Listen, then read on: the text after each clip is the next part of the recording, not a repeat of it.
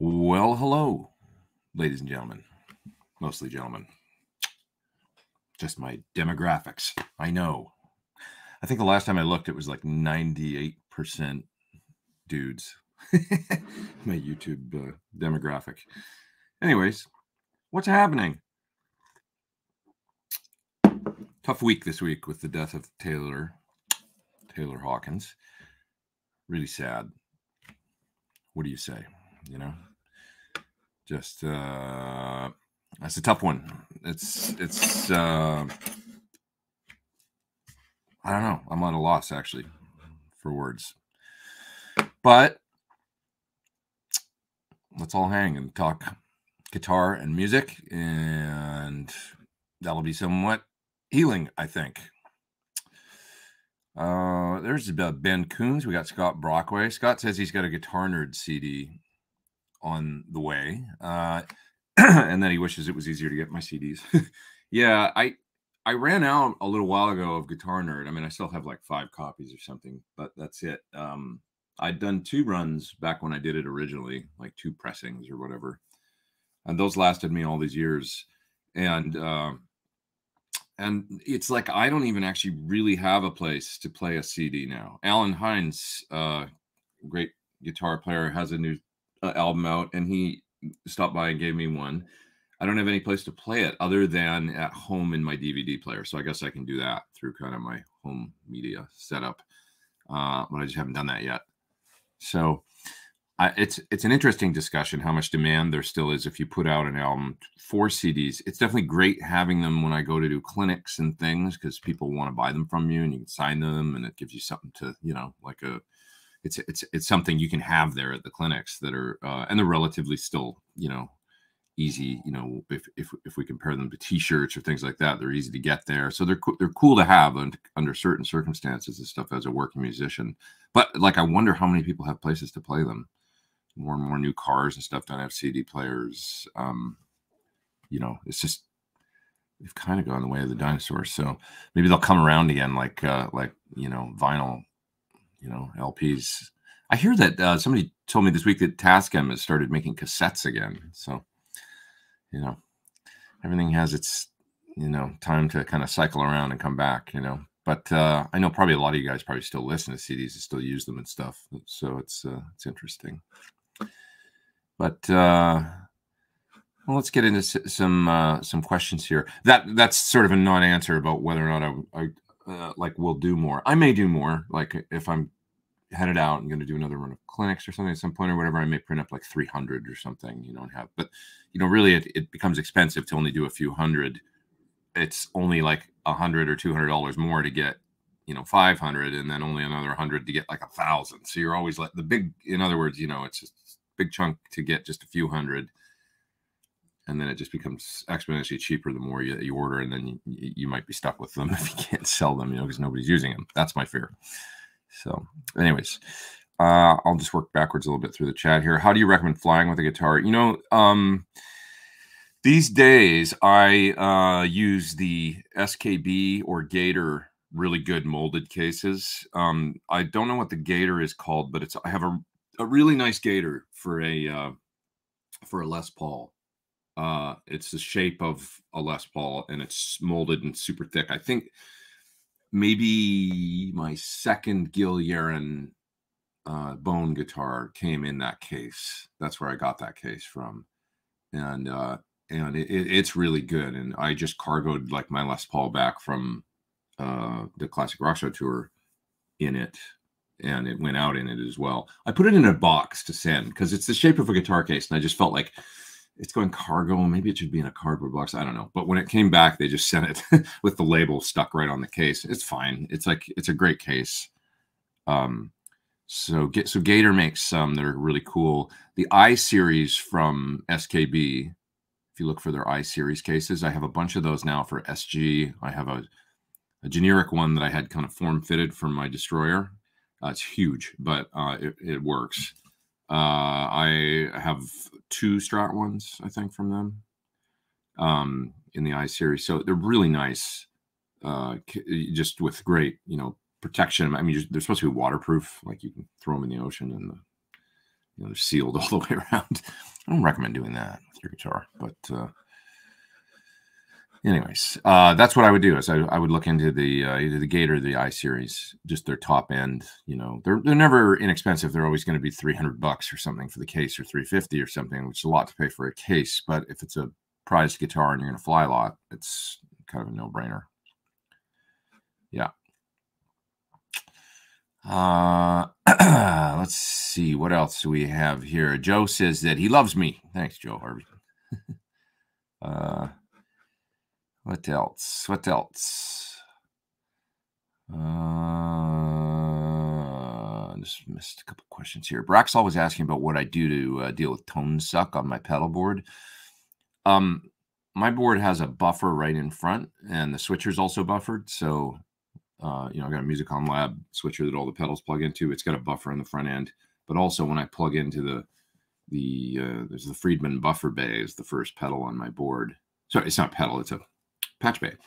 And but it does have a buffer in it. So that's where the guitar goes in, and I can engage that buffer if I want to. Sometimes I don't, because if I can put a fuzz, so it goes into the buffer bay, comes out of the buffer bay through my little Dunlop wah, and then two different pedals that I have on the side of my board. And those are kind of like the pedals du jour. They're not in loops. They're just in front of everything. And if I want to put like a fuzz on there, that's say a fuzz face that will respond poorly if I have a buffer, I can turn the buffer off in the buffer bay, and I can go. So I've got at least a couple slots on there that I can deal with pedals that don't play nice with buffers. And then out of those pedals, it goes into my switcher, and then I've always got the buffer on the Musicom Lab. Yeah. So it's nice and buffered, long story short. Another consideration would be if you're running things in your amp's effects loop and you're maybe running long cables from your amp out to the board, it's always good to make sure that your loop in the amp can handle it, because not all loops are created equal. Some suck and they're not buffered properly, and you're going to notice if you plug in a pedal that it won't sound quite right and stuff. So just be aware of that. Usually like somebody like Friedman knows. You could consult him. Like, is the loop in my amp any good? Am I going to be able to run 25-foot cables to and from my board with my delay in the loop or whatever? You know, the send and the returns buffered properly. PT15's buffer as well as the PT100 are both excellent. John Suhr really takes the effects loops. Like, he spends a lot of time designing loops. And I've been talking about, you know, this amp. We've been talking about working on different things, and the first thing he brought up the other day is the loop's done. I've got the loop designed, and that's like he thinks about it almost ahead of everything else, because he doesn't like things that detract from tone. Anything that is, you know, going to be detrimental to the tone in an amplifier, that really bothers him. So he'll never, like, you know, sort of half-ass it on something like a loop. Todd Roy says he loves me too. Thanks, Todd, and thanks, Joe. Good to have you guys here. Richard recently got a used Suhr standard carved top. Oh, that's nice. Double humbucker. That sounds like a nice guitar with the carved top. Want to put some other Suhr pickups in there with more output than Thornbuckers. Well, I would probably go straight to the SSH Plus. You know, or the SSH is a 12K pickup, something like that. And the SSH Plus is more, 15 or something, but they sound good. The SSH Plus is really fun. If you want to get more mid-range, you want to hit the front end of an amp, have a really searing, you know, sustaining, easy to play lead tone. That's a pickup that John has in his signature Suhr, because John actually has a signature Suhr. He has it, like, what, you know, he designed it's a standard, same body shape as my guitar, with, I think it's hum single hum, and there's an SSH Plus in the bridge. And I played it one day out there, and I was like, this is really fun. I have to say, it's really fun. Even though I generally like lower output pickups, it is really fun. So check out that pickup. Check out John's signature guitar maybe on the Suhr website and look at the specs of the pickups that are in it. Maybe you just want to get those. If you want to, you know, totally different flavor than the Thornbuckers, but still really fun. I enjoy those. Yeah. Just know that, of course, you're going to sacrifice clean, you know, it's going to be, they still sound really good. They're not like a mid-bomb or anything, you know, because John's great at designing stuff. But, you know, you're plugging into an amp that's on edge of breakup with something like a Thornbucker or, you know, single coils. It's going to be loud, you know, with the high output humbucker going into that clean channel. You just won't be as much headroom and stuff. So take that as you will, for what you will, as you in with a grain of salt. Ryan says, I want to buy 2 CDs. Do you have any? I have some of my second album, Pete Thorn 2. I got some of those around. I don't believe I have any more Guitar Nerd right now. There's just no, I don't really understand, to be honest. I was never able to figure out what happened with CD Baby, because they're like, we don't have a store anymore. So I don't get what, like, I used to ship them my CDs, and then you could buy CDs from CD Baby. Now they don't have that option anymore, but you can still, I think, send them CDs, and then they send them out to like Amazon retailers or something. It's kind of weird. So I just got very frustrated with them as a company. It's very not personal.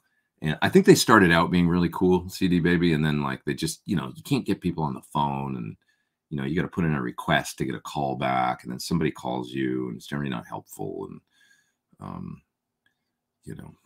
just a pain in the ass. But anyway, I did end up adding, Guitar Nerd to streaming services, so it's like available now on Spotify and stuff. And then right after that, that whole Spotify thing went down with like Neil Young. I was like, well, should I pull it off again?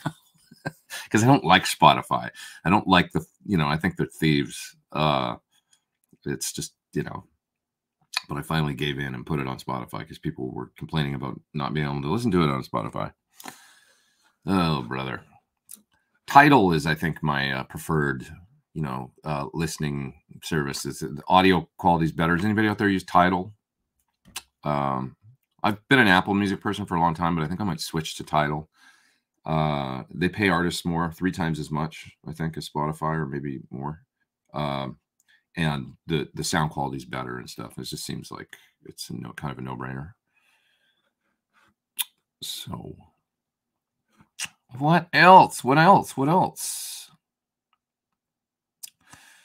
What else have we got here? I'm just looking through the chat, you guys. When you do gear demos, is it all mixed by you? Yes.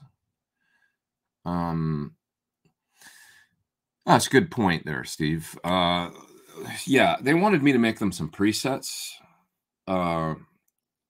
Sorry, I guess I should say the question for those that aren't maybe reading it off the screen. You're asking, are all my demos mixed by me? Maybe you could show us ways of mixing with IRs. Like in my 2 Notes pack, there's so many different options in Wall of Sound. Well, you know what I would do is start with the basic, like start with 1 microphone if you're using my pack. And my favorite cab, just so you know, is the the Blackback G12M cab. So I love that cabinet. It sounds perfect to me. It sounds like what I want to hear when I pull up a guitar sound. Generally speaking, unless I want something different, that's my go-to, for most things, is that those Blackback G12M and the 412. So start there and start with the 157 maybe, if that's what you're used to. Or I would suggest either the 57 or the 4050 or the 441. Try those 3, but only one at a time. 57, 441, which is a Sennheiser, not the 421, but the 441. It's a Sennheiser dynamic mic that's in the pack. And the 4050 is a condenser microphone. We used mine that I have here at the studio. It's my personal one. So start with any one of those, let's say, and then set the in the Wall of Sound software, set the distance to about 10 or 15%, and set the axis to about 10 or 15%, which in both cases is sort of 9 o'clock on the dial. Just turned up a little bit from all the way down, about 9 o'clock. You can get a good sound just by doing that, especially with the 441, actually, because it's a great sounding dynamic mic that sounds a little fuller and not quite as hashy on the top end as a 57. So just that right there is going to give you a good idea of, what it should, any one of those will work just fine on their own, is my point. If you find the sound too bright with your setup, just keep moving the axis up on the knob, maybe to 10 o'clock, 11 o'clock, probably never past 1 o'clock or so, because that's getting way out to the edge of the speaker, and then it just starts sounding like undefined. The virtual speaker. But so does that make sense? Just do that and get a great sound out of 1 microphone. And then if you feel like you're missing, let's say, a little fullness or something, you can experiment with then adding a second mic and bringing in maybe the 121 or maybe the 4050 is the one that you would add to one of the dynamics. That's kind of the combination I'm liking right now is a 57 and a 4050 because they're very complementary. But yeah, get a good sound out of the one microphone and then just add another one to blend in a little bit if you want to, add a little bit. That's it, really. There's nothing more to it, Yeah. I could show that in a video, I guess. But that's all there is to it. I know there's a lot of cabinets in there, and I feel that way too about Wall of Sound, that there's just a ton. But when you find a good one, and now that I have my own pack, it's like I almost never use anything else. I'll just use mine. They've given you a lot of options, and sometimes options can be paralyzing. That's for sure. It's sort of the Celestion went the other way with it, where even though they've got a ton of cabinets to pick from, as far as mic choices and positions, they've only got, I think, 5 for every single cabinet, every package. So the G12M and 412 or whatever, you've got your, 5 different mic positions. There's a thin, a bright, a balanced, fat, dark 1, and dark 2. Maybe thin and bright. Maybe there's no bright. I think what they called 1 thin, and then 1 balanced, dark 1, dark 2, and fat, which is basically just moving the mic in a little closer to the speaker for a bit more proximity effect. And that's all they give you. So, there's not this continuously variable thing with, a billion different options. Because, yeah, finding the right, it can be confusing, right? It's like, it can even be confusing when you're trying to dial in mics on a real cab, sitting there forever dialing, is it, you're moving the mics around, and it, you can get lost in it, it's easy to get lost in auditioning IRs and lose the momentum of the, getting things done quickly. But if you start with the formula I just gave you, for the 2 notes, just one microphone set in the positions that I mentioned, just put both those distance and axis knobs at about 9 o'clock. If you feel like it's a little too bright, move the axis up gradually towards noon. And you should be able to get a great sound with just one microphone. A lot of guys only use one microphone. Like, for instance, Scott Henderson and Michael Landau. And Scott got it from Mike, I think. They use a 57 generally, like in their own recordings that they're, because they're like, that's all I want to get is what the 57 gives me. I don't want more information. That's the guitar sound. They keep it simple. That's what I've been told. And Scott told me that about Mike and that he got it from Mike to only use the one mic. So Mike and Mike, microphone and Michael. The confusing English language. That's very nice of you, Arcadio. Hi from Puerto Rico. Love that place. Love your playing. Grateful for your pedal effects reviews. Thanks, man. I miss it down there. Had a lot of fun in Puerto Rico over the years. It's been a long time since I've been there. 16 years, something like that. But it was a lot of fun. Rufus is great. Couple people showing some love for the Rufus fuzz in the chat. Really nice fuzz pedals from Sir. John says, I assume you've met Kim Thale. I have, yeah, a few times. Ever get to play with him? No, never got to play with him. But I'll tell you the story about Kim Thale. He came to, the first time I met him, he came to a Chris Cornell show in Seattle in 2009. And I got there an hour and a half or so before the gig, an hour before the gig, something like that. And he came up to the dressing room. And I was the only one from the band around for whatever reason in the dressing room. So it was just him and me. And I said, oh, it's a real pleasure to meet you. And he was so soft-spoken and really polite and just like kind of shy and really, just really sweet, actually. And so, we talked for a little bit. And then he had a beer. And he was drinking this beer. And there was a sort of a policy then about no alcohol backstage at Chris's shows. And he became self-conscious about having this beer bottle. He'd probably bought it out front and then walked in or whatever. And he was like, where should I throw this away? I don't want to like leave it around where Chris would see it or find it or anything like that, you know? And because Chris was sober and this was a, you know, part of his, you know, there was no alcohol backstage. So it was a part of the, you know, not even empties, right? Empties. Nobody's going to go searching through a garbage can. But Kim was concerned about it. And I said, it's okay, man. You can just throw it in the can there. And he said, I'm going to hide it behind this door over here, like behind an open door that was propped open. And I'll come back and get it later and put it somewhere. He actually did that, you know. And I thought, God, that's really like, you know, that just struck me, you know. It was a really nice gesture. So then we went out and played the show, and he watched from the side of the stage, which is sort of, you know, we're playing some Soundgarden songs. It was kind of not intimidating, but you want to do a good job and everything. And Chris always did an acoustic part of the show where there was 4 or 5 songs in the center where we would leave the stage and he would play just acoustic. And one of the songs he did that night was Fell on Black Days on acoustic. So I walked off stage after the first part of our set or whatever, and I stood on the side of the stage, and he was visibly kind of like excited to see, because I don't know if he'd been out that much. I think was kind of reclusive and stuff. I don't know for sure, but that's the way Chris would describe him, as being kind of like, he'd say he likes to stay home, kind of watch movies and stuff. I remember, because I would ask him, what's Kim Thale up to, you know? So anyway, so he seemed really excited about the fact that there was a nice crowd there and that they were really excited to hear Soundgarden songs, like almost like he thought, well, will anybody care anymore or something? That was my impression. He was like, because Chris started playing Fell on Black Days, and he was like, oh, he looked at me like, wow, the crowd was singing every word, you know, and he's like, wow, they really are into Fell on Black Days. That's so cool. He's like excited, you know. And that night was kind of the writing on the wall, maybe in that moment when I stood there with him, when I thought, this is probably going to happen again. This band is probably going to, almost like, I think maybe we're out of here, and maybe within a couple of years we're going to see a Soundgarden, and of course that happened.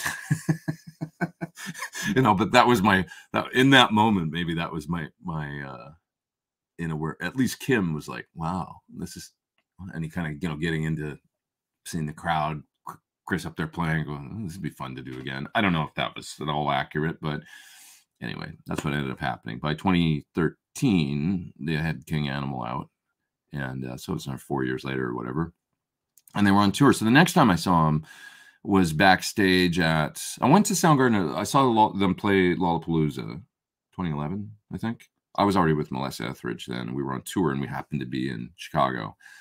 And I didn't get to see him that night because it was crazy. They were headlining Lollapalooza, and, you know, it was just like insane. So I went with our drummer, Blair Cinta, and then I didn't see Chris or anything. It was like 2 nuts backstage and stuff. But it was a great show. And then 2013, I went to the show that they taped for what was it called? Live from the Artist's Den, I think it was called, at the Wiltern.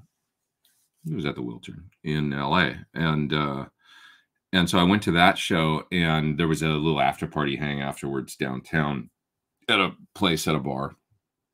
Chris didn't go, but I remember Josh from Queen of the Stone Age was there, and Ben Shepherd and Kim, and I'm not a guy that'll go up and be like, hey man, like, it's just not really my, you know, but Kim actually was like, Pete, you know, and I hadn't seen him for 4 years or whatever, and he was like, hey Pete, and he's all, you got those eyes and stuff, you know, and he was so nice. He was like, hey man, it's great to see you. And I was like, wow, he remembered me from all those years ago with you know, that show in Seattle and stuff. And so he always struck me as, you know, just yeah, like nothing but good interactions with him. And I haven't seen him since then. I would love to actually talk to him again. And I've thought about, I've got a friend that does Rock and Roll Fantasy Camp, and I know he did one of those recently. And I thought about asking her, like, can you give me his email, or ask him if it's okay if I email him or something and just say hello? Because, you know, I'd love to touch base with him again at some point. But a very nice guy. So that's my Kim Thale story. And I missed a super chat. I'll grab that. Happy Sunday. I would like to reload a 412 cabinet with greenbacks. Your thoughts on using 8 or 16 ohm speaker to make it 8 or 16? Well, the classic kind of Marshall thing is 16 ohms, you know, and I like 16 ohm 412s.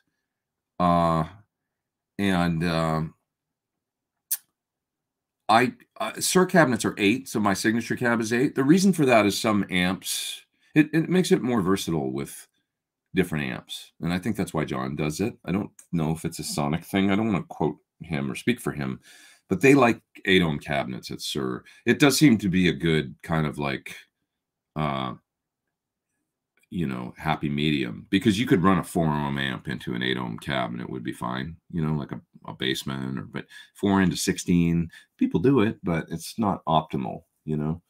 4 into 8 is not optimal, but it's still cool. You know, you can do that one-way mismatch up as long as the cab is higher than the amp, you know, that one-way doubling mismatch kind of thing.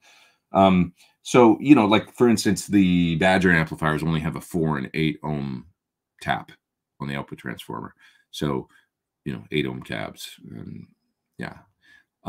There's some, I know running really long speaker lines, the more you increase the impedance, the sort of, it's better to run thicker cable, and the more chance there is of, I don't know, loss or capacitance or something. But the higher the impedance, you know, but I don't think that that's really a factor at all.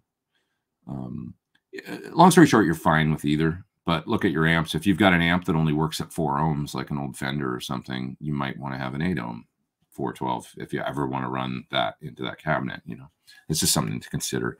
If all your amps have 16-ohm taps, it's not, you could go either way. As long as they've got an 8 and a 16. SSH in the bridge and what in the neck? More like super distortion, not like JB. Well, an SSH, see, Sir doesn't really have a super distortion style pickup. All their pickups other than the Thornbucker at this point are Alnico 5. So a super distortion, the big factor there is the magnet being ceramic. So it's a very different sound. So, you know, I would say if you want super distortion, you're probably best to look elsewhere.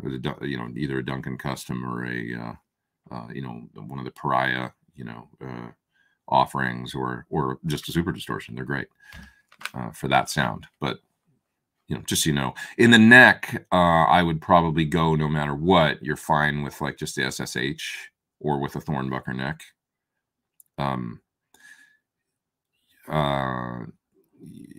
They tend to work well. I mean, if you think about the old school sort of Duncan formula, it was a Duncan jazz and a distortion in the bridge, or a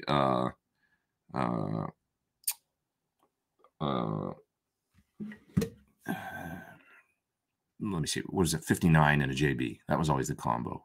So a 59 neck is going to be pretty weak, like 8K or under. The reason is because the string vibrates more at the neck, so it's, you know, more energy there. You don't need a hotter pickup in the neck really than an 8K pickup, like ever. The Aldrich set is basically an SSV in the neck, and the bridge is like 17K. It's like a good hot humbucker, you know. So and then it's always just a matter of setting the height to kind of get the pickup at the right height for the right volume, because it'll change drastically depending on the height, you know. But so long story short, if you want super distortion, you kind of have to get a super distortion. It's a very unique pickup, a super distortion, in a way, because it's got the dual rows of the Allen screw pole pieces. Very quiet pickup, by the way. That's one thing I discovered. I've talked about that a little bit before, but for those that haven't heard me talk about it, it's totally balanced coils with exact same metal in both, right, with the same pole pieces, double row of the Allen screw poles, and because of that, it's so hum canceling. So it's a really quiet pickup. In this room, it's really quiet compared to a lot of pickups, which I say we've got a lot of RF in the air in this room from the stuff outside, you know. There's a Ryan Hall's asking about my metal telly. I'll show it to you in a sec. There's another super chat there I gotta grab. So I'm gonna do that. This fella's asking about Fender Tornado made in Mexico with Fender Atomica humbuckers. I don't have any experience with those pickups. Sorry, don't know those ones. You want to see the guitar, the metal T, while I'm on my way down to get that super chat and also answering this at the same time? I put out a video for the Space Echo pedal. You're asking if I have seen it. My video came out yesterday for it. Yesterday? I think it was yesterday. Or 2 days ago. No, it's Sunday today. Put it out on Friday. So check it out. It's awesome. I have one sitting right here somewhere. Where is it? It's over there on the floor. This is the T that you speak of. James Tressart. I've had this guitar for many years. 2013, 2014 or so, I got this guitar. It's crazy looking, right? I know, it's cool. It looks like it was found at the bottom of the sea. So it's metal. And it's a steel caster. You know, they're metal. Crazy. Very unique. They've got a cool sound, you know. It's just not quite a traditional sound because of the metal. It's my only guitar with both, you know, it's got a TV Jones in the neck, a Filtertron style, and it's my only guitar with a Filtertron style pickup. It's also my only guitar with a Bigsby, which, you know, if you use it, you kind of go out of tune pretty quick. But cool looking though, right? And it was great for, like, I kind of played that little rockabilly solo on it, and it's great for that. You know, I don't have a Gretsch. It's the one guitar I don't have. And I've been talking to them because I would love to get a Brian Setzer guitar, actually. Just his model. It'd just be a really cool addition to, you know, don't have anything like that, and I could, you know, use it on certain things. Barring having that, though, I've got that guitar, and it's kind of sort of does a thing that's in the realm of that style, I guess. Couple super chats here. Is a reactive load needed when playing live through a cab, or will a reg box suffice for quality line level? A red box is okay. I don't think they're up to the level of the tone of true impulse responses for speaker simulation. You know, it's a different level. There's nothing wrong with them, and a good sound engineer can EQ them and massage them to make them work. It's just not the same as, you know, if you're playing live through a cabinet. You're saying is a reactive load needed when playing live through a cab. You don't really need a reactive load then. I mean, it's hosting the IRs. If you've got another purpose for it, like if you want to record at home and, you know, load your amp all the way down to line level and not have a cabinet under certain circumstances, and then under others, you might want a cabinet and want to use the speaker simulation. Well, reactive load's great then because it'll do both scenarios. But if you're strictly going to be playing through a cab all the time, you don't really need a reactive load because it's, you know, you don't need the load part of it. You just need the IR host.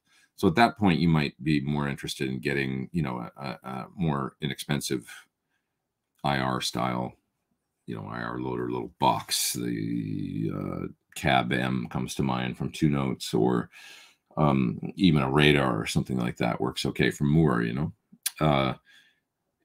So you know, you save a little money that way if you're always going to be using a cabinet. Does that make sense? I hope so. I just prefer the IR boxes to any of the analog speaker sims. The best one is the Ace, though. I sound like I'm just, you know, a sir shill, I know, but they just make great stuff. The Ace is by far and away. I actually helped design it too. I mean, I was like there for they were bouncing things off me, and I was listening to it as they were designing it. I was like, a little more like this, a little less like that. Originally, they were kind of trying to mimic a V30, and I suggested they go more in the greenback direction, and then they worked towards that, and it ended up sounding really good. So the Sir Ace is great if you want to try an analog one, and it's got nice controls for adjusting the speaker sound, the virtual speaker sound that's done in the analog world on it. Really good. I've got to grab that other super chat. I know I've missed it. I'm on my way down to it here. Mark is asking about best practice for right-hand tremolo picking on one string. By tremolo picking, I think you mean just kind of the Eddie Van Halen one note kind of. What I recommend is really lightening up and not, you know, don't, you know, it's all about this. One, like really light and basically just the tip of the pick. Holding the pick the wrong way. Holding it like Stevie Ray Vaughan. You see that? It's like just barely moving. Just work on just only the tip of the pick kind of going on either side of the string. Does that make sense? Like the least sort of minimal motion and light movement is the best thing, you know. Efficiency of motion is important, not like powering through the string, you know. Thoughts on the Mojave MA200 for a higher end all-purpose mic? I have one, so I can offer some insight. It's a great sounding microphone, nice for vocals, a little kind of hyped extended presence in the top end, kind of, you know, Neumannish or something. great vocal mic, nice on acoustic guitar. I had a problem with mine where it drops level or signal or something. That almost seems like there's an internal connection that's messed up. I took it to Mojave and they tried to find the problem and they couldn't repeat the problem on their bench. And they gave it back to me and I plugged it in. It still kind of does it. So I've actually sort of stopped using it because of that. Nothing against Mojave, but I did buy it. It was $1,200 and it's never worked right kind of from day one. And it used to really frustrate me because I would use it sometimes to record my voice on YouTube videos just for voiceover. And I'd get done the talking portion of the video or whatever. And I'd go back and listen and it had cut out halfway through and I'd have to redo the thing. And that was like getting really frustrating for me. And eventually I just started using a cheap condenser mic to do the voiceovers and stuff because it was like, this isn't working for me anymore. And it was just one of those frustrating things where I took it to them and no fault of theirs. I mean, I think they really tried. They're like, look, we've had this thing on for 3 days and it won't do what you're saying. It just wouldn't. And it's very strange. Then I got it back and it would still do it. I can bang the body of the microphone and it does it. So I'm like, how did you not hear that, like you can bang it and it comes back on sometimes. It's really weird. So I'm not saying that'll happen. It's probably an anomaly. Chris Cornell really liked it because I remember telling him, I think I got mine or I'd heard about it, that it was really good. And he's like, what should I get for another vocal mic besides my U67? He had a U67 that he really loved. That was an old one. And I was like, I've heard good things about this MA200. My friend Steve Holroyd, great recording engineer, I remember now, he'd been raving about it. And he got one. He's like, all right, I'll check it out. And he bought it. And he's like, I love this thing. It's great. It's a little more modern sounding than my U67, but, and he made good use of it. So there you go. Yeah.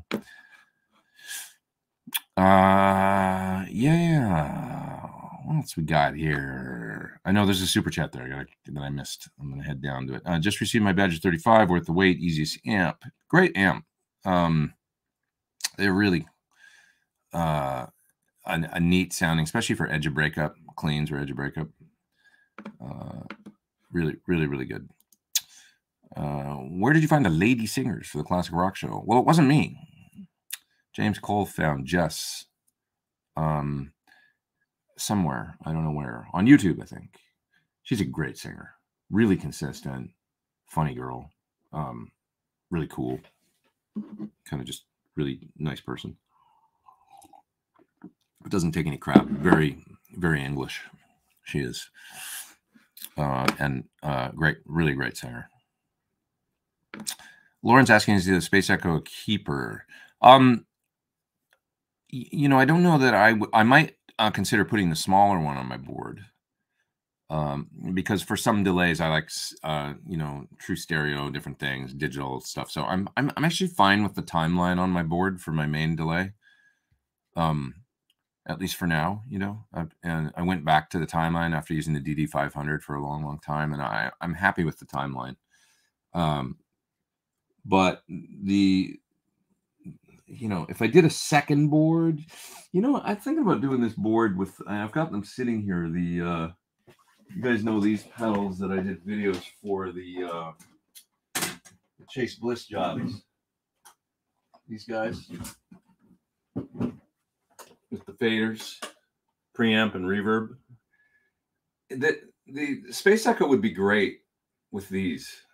So I've been thinking about doing another board that's just kind of a fun, secondary kind of thing. And maybe that's where I put the Space Echo. Maybe I do a board with those two, Space Echo, like some kind of not esoteric, but more, just an interesting board with kind of different stuff. I'd probably put, some weird fuzz on there or something. Although the Chase Bliss does fuzz just great, so maybe I don't even need that on there. But it's kind of like basically an amp in a pedal that also has a fuzz circuit. So we will see. Have you listened to the new Ty Tabor record? I haven't. I'd love to hear it, actually. I want to check it out. I want to hear the new King's X record that's been done for like a year or two now. They've got a record in the can, and I don't know what's preventing them from putting it out, but I'd love to hear that. I should just ask Doug. Yeah. What single channel combo would you recommend for most styles of music with the treble booster, fuzz face, Animal 89? The Bella is great, the Sir Bella, because it's got the switchable bright with 3 positions, off and 2 bright positions, and that works great for what you're with treble booster. You know, you can make the amp dark if you want to, and then you can hit it with a treble booster and sound real cool. Like you're saying for most styles of music. Well, you know, that one will work really well. You know, a treble booster is such a unique thing because it's going to blow up the amp in kind of an interesting way. And generally, you want to hit the I don't mean blow up, but you know, it hits the front end with all that high end signal and stuff, and makes it distort in a, you know, it's going to make the amp do its thing in a unique sort of way. So, an AC30 is going to be quite different than, you know, a Fender or something getting hit with a treble booster, but and it gets a lot louder if the amp's clean. You know, that's just part of it.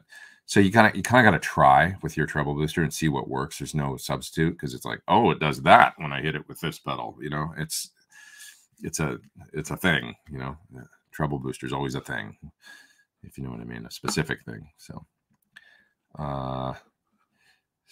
but the Bella would be great. If you want the Voxy thing, then you know you kind of got to go that direction, plug into the normal channel with the treble booster. But I would say the nice thing about the Sir is that you can switch the bright on and off. So if you're like, oh, on this song I'm going to use the treble booster, you can walk back the amp, kick the bright off, and then turn on the treble booster, and there's your tone for that tune. You know, that kind of thing. And it's got half power, so you can go down to like 22 watts. Pretty cool. So. Give it a listen. Some of the Fender, I would say if you want more on a budget, like maybe the Fender 68 Deluxe or Princeton, if you want smaller. But you know, they would probably sound really good. I've got one here, the little 68 Deluxe Princeton, and it works really well with pedals, and just because there's no bright cap in those amps. It's a little dark sounding for a Fender, but it sounds nice, and they made it as kind of a pedal platform to be friendly with overdrives and distortions and stuff. This is some big news that came out this week. Western Electric will start producing tubes for guitar amps. That's true, if you guys haven't heard. That's an interesting thing we could talk about, I think. We can put some time into that. I've missed these super chats. I know. I'm sorry. Let's do them, and then let's talk about tubes. I want to talk about tubes because I tried something else this week that I want to tell you about with tubes. So we'll just get some super chats here done, and let's get into some tube discussion. Thinking of pulling the trigger on a Vailtron GP200. I'm sorry, I don't know what that is. I just don't have time to do everything. But that one is Vailtron 200. I haven't even heard it. I don't know what it is. I have to take a look. Vailtron 200. It's a modeling processor. Who makes this thing? What company is this? I've never even heard of these guys. So you're showing me something I don't even know about.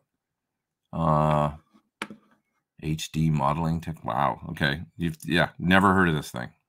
Honestly, it looks kind of like Zoom, but I don't think it is.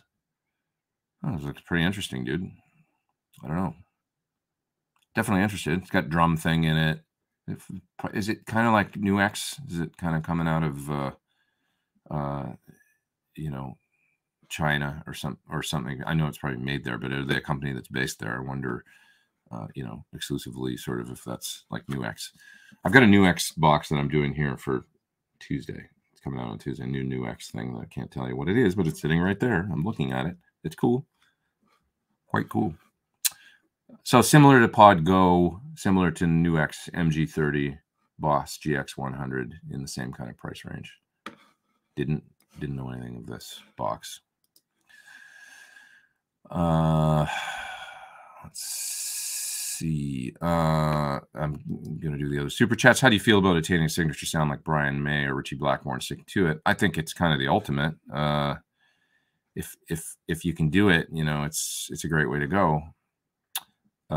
If you're in your own band, you know, and you don't need to be versatile, you know, which is the opposite of me. I'm always like having to copy different sounds for my gigs as a side guy. Yeah. But it's definitely that's the dream. I mean, people, used to find their unique sound. Richie Blackmore with his Akai tape. Oh God, I burped. Oh, sorry. Akai tape recorder. Preamping the front end of a Marshall or AC30. Sometimes use AC30s in the studio. Or Brian, of course, using the treble booster, copying Rory Gallagher. Really, he gives Rory full credit for the inspiration to do what he did. Let's see what else. More super chats I gotta get to. I've decided between a Creamback and Scumbag for replacement for my DSL. Okay, so you're trying to narrow it down between those two. More versatile. A Creamback 75 is a great speaker for that amp, I would say. Scumbags are cool too. I'm not really, haven't used them for quite some time. They make an H type speaker as well. If you did a high power, I guess an H75, they make a speaker called that, right? I think that or the Creamback H, both, it's going to be a similar sound. It's the same size magnet and stuff, and that sort of style cone and all that. So hard to go wrong either way, I would say. Arthur, we've talked about Paul Stanley's great love of guitars and tones in the past. Check out the Ernie Ball String Theory video with, I haven't seen that, playing his one-off signature Engel. I'd like to see that. I want to see Paul jam in a video like that. He's a pretty darn good guitar player, I think. And he definitely loves vintage guitars, and he loves vegan Italian food. If you watch his social media at all, he's always posting pictures of pizza and pasta and stuff that he's making. It looks delicious. I want to go to his place for dinner. There's a big old super chat up there. I was just going to answer this really quick. No, I'll grab that one. Have you had any interactions with the Foos? Was absolutely shocked to hear about Taylor. So yeah, I going way back, 2000 and at least 2007. We did, I think, numerous shows when I first joined Chris Cornell with Foo Fighters. I remember one in particular at the LA Coliseum, and that was the first time I met those guys like Dave, and pretty sure I met Taylor. And so I've known Pat in passing for since at least over 20 years, because his now wife was a friend of mine, and I remember helping her to get she was from Canada. I remember helping her get hooked up with the musicians union. It's a long story, but anyway, it doesn't matter. So I knew her, and then I knew him through her going way back. And then 2007 met the rest of those guys, like when we would just be, hanging at I remember the Coliseum, getting introduced to Dave and stuff backstage in their dressing room. And so that was the first time I met them. And then we played with them over the next few years, because you find yourselves on the same shows with Chris Cornell and Foo Fighters. You just do. I remember in particular Taylor so they were staying in our hotel in Roppongi in Japan, in Tokyo. I was there playing with Nagabuchi, Toyoshi Nagabuchi, and I was staying in this hotel for like a month and a half, because we rehearsed so much for that big show we did at Fuji in 2015. And the Foos were playing Summer Sonic, I think, and so they were in town, and I saw Pat in the lobby, and then they were all there, right? And I went over to Pat and said, "Hey," and he was like, "Oh, what are you doing here? Crazy, you see each other in Japan, that sort of thing." And I talked to him for a few minutes, and then Taylor came over, and I think this is the first time I can ever really remember chatting with him. But I remember, telling him that I'm, just talking about Japan, like, yeah, I love it here. I love getting in deep and not going to the, American restaurants while I'm here and stuff like that. And only, getting into kind of strictly sort of Japanese, a little bit deeper into that culture and stuff, and how much I enjoyed that. And he was like, "Oh man, I love going to Outback," sort of thing. he said something about how, yeah, when I'm here, I like, because he's like a California kid. So, that was how he struck me anyway, So that was funny, and we had a little talk with him there. And then maybe a year or two later, I think 2017 or 18, 2017. It was 2018. I can't remember. I was in Japan again on tour, and I had gotten to know Rami a bit because I've known him for years as well, a keyboard player.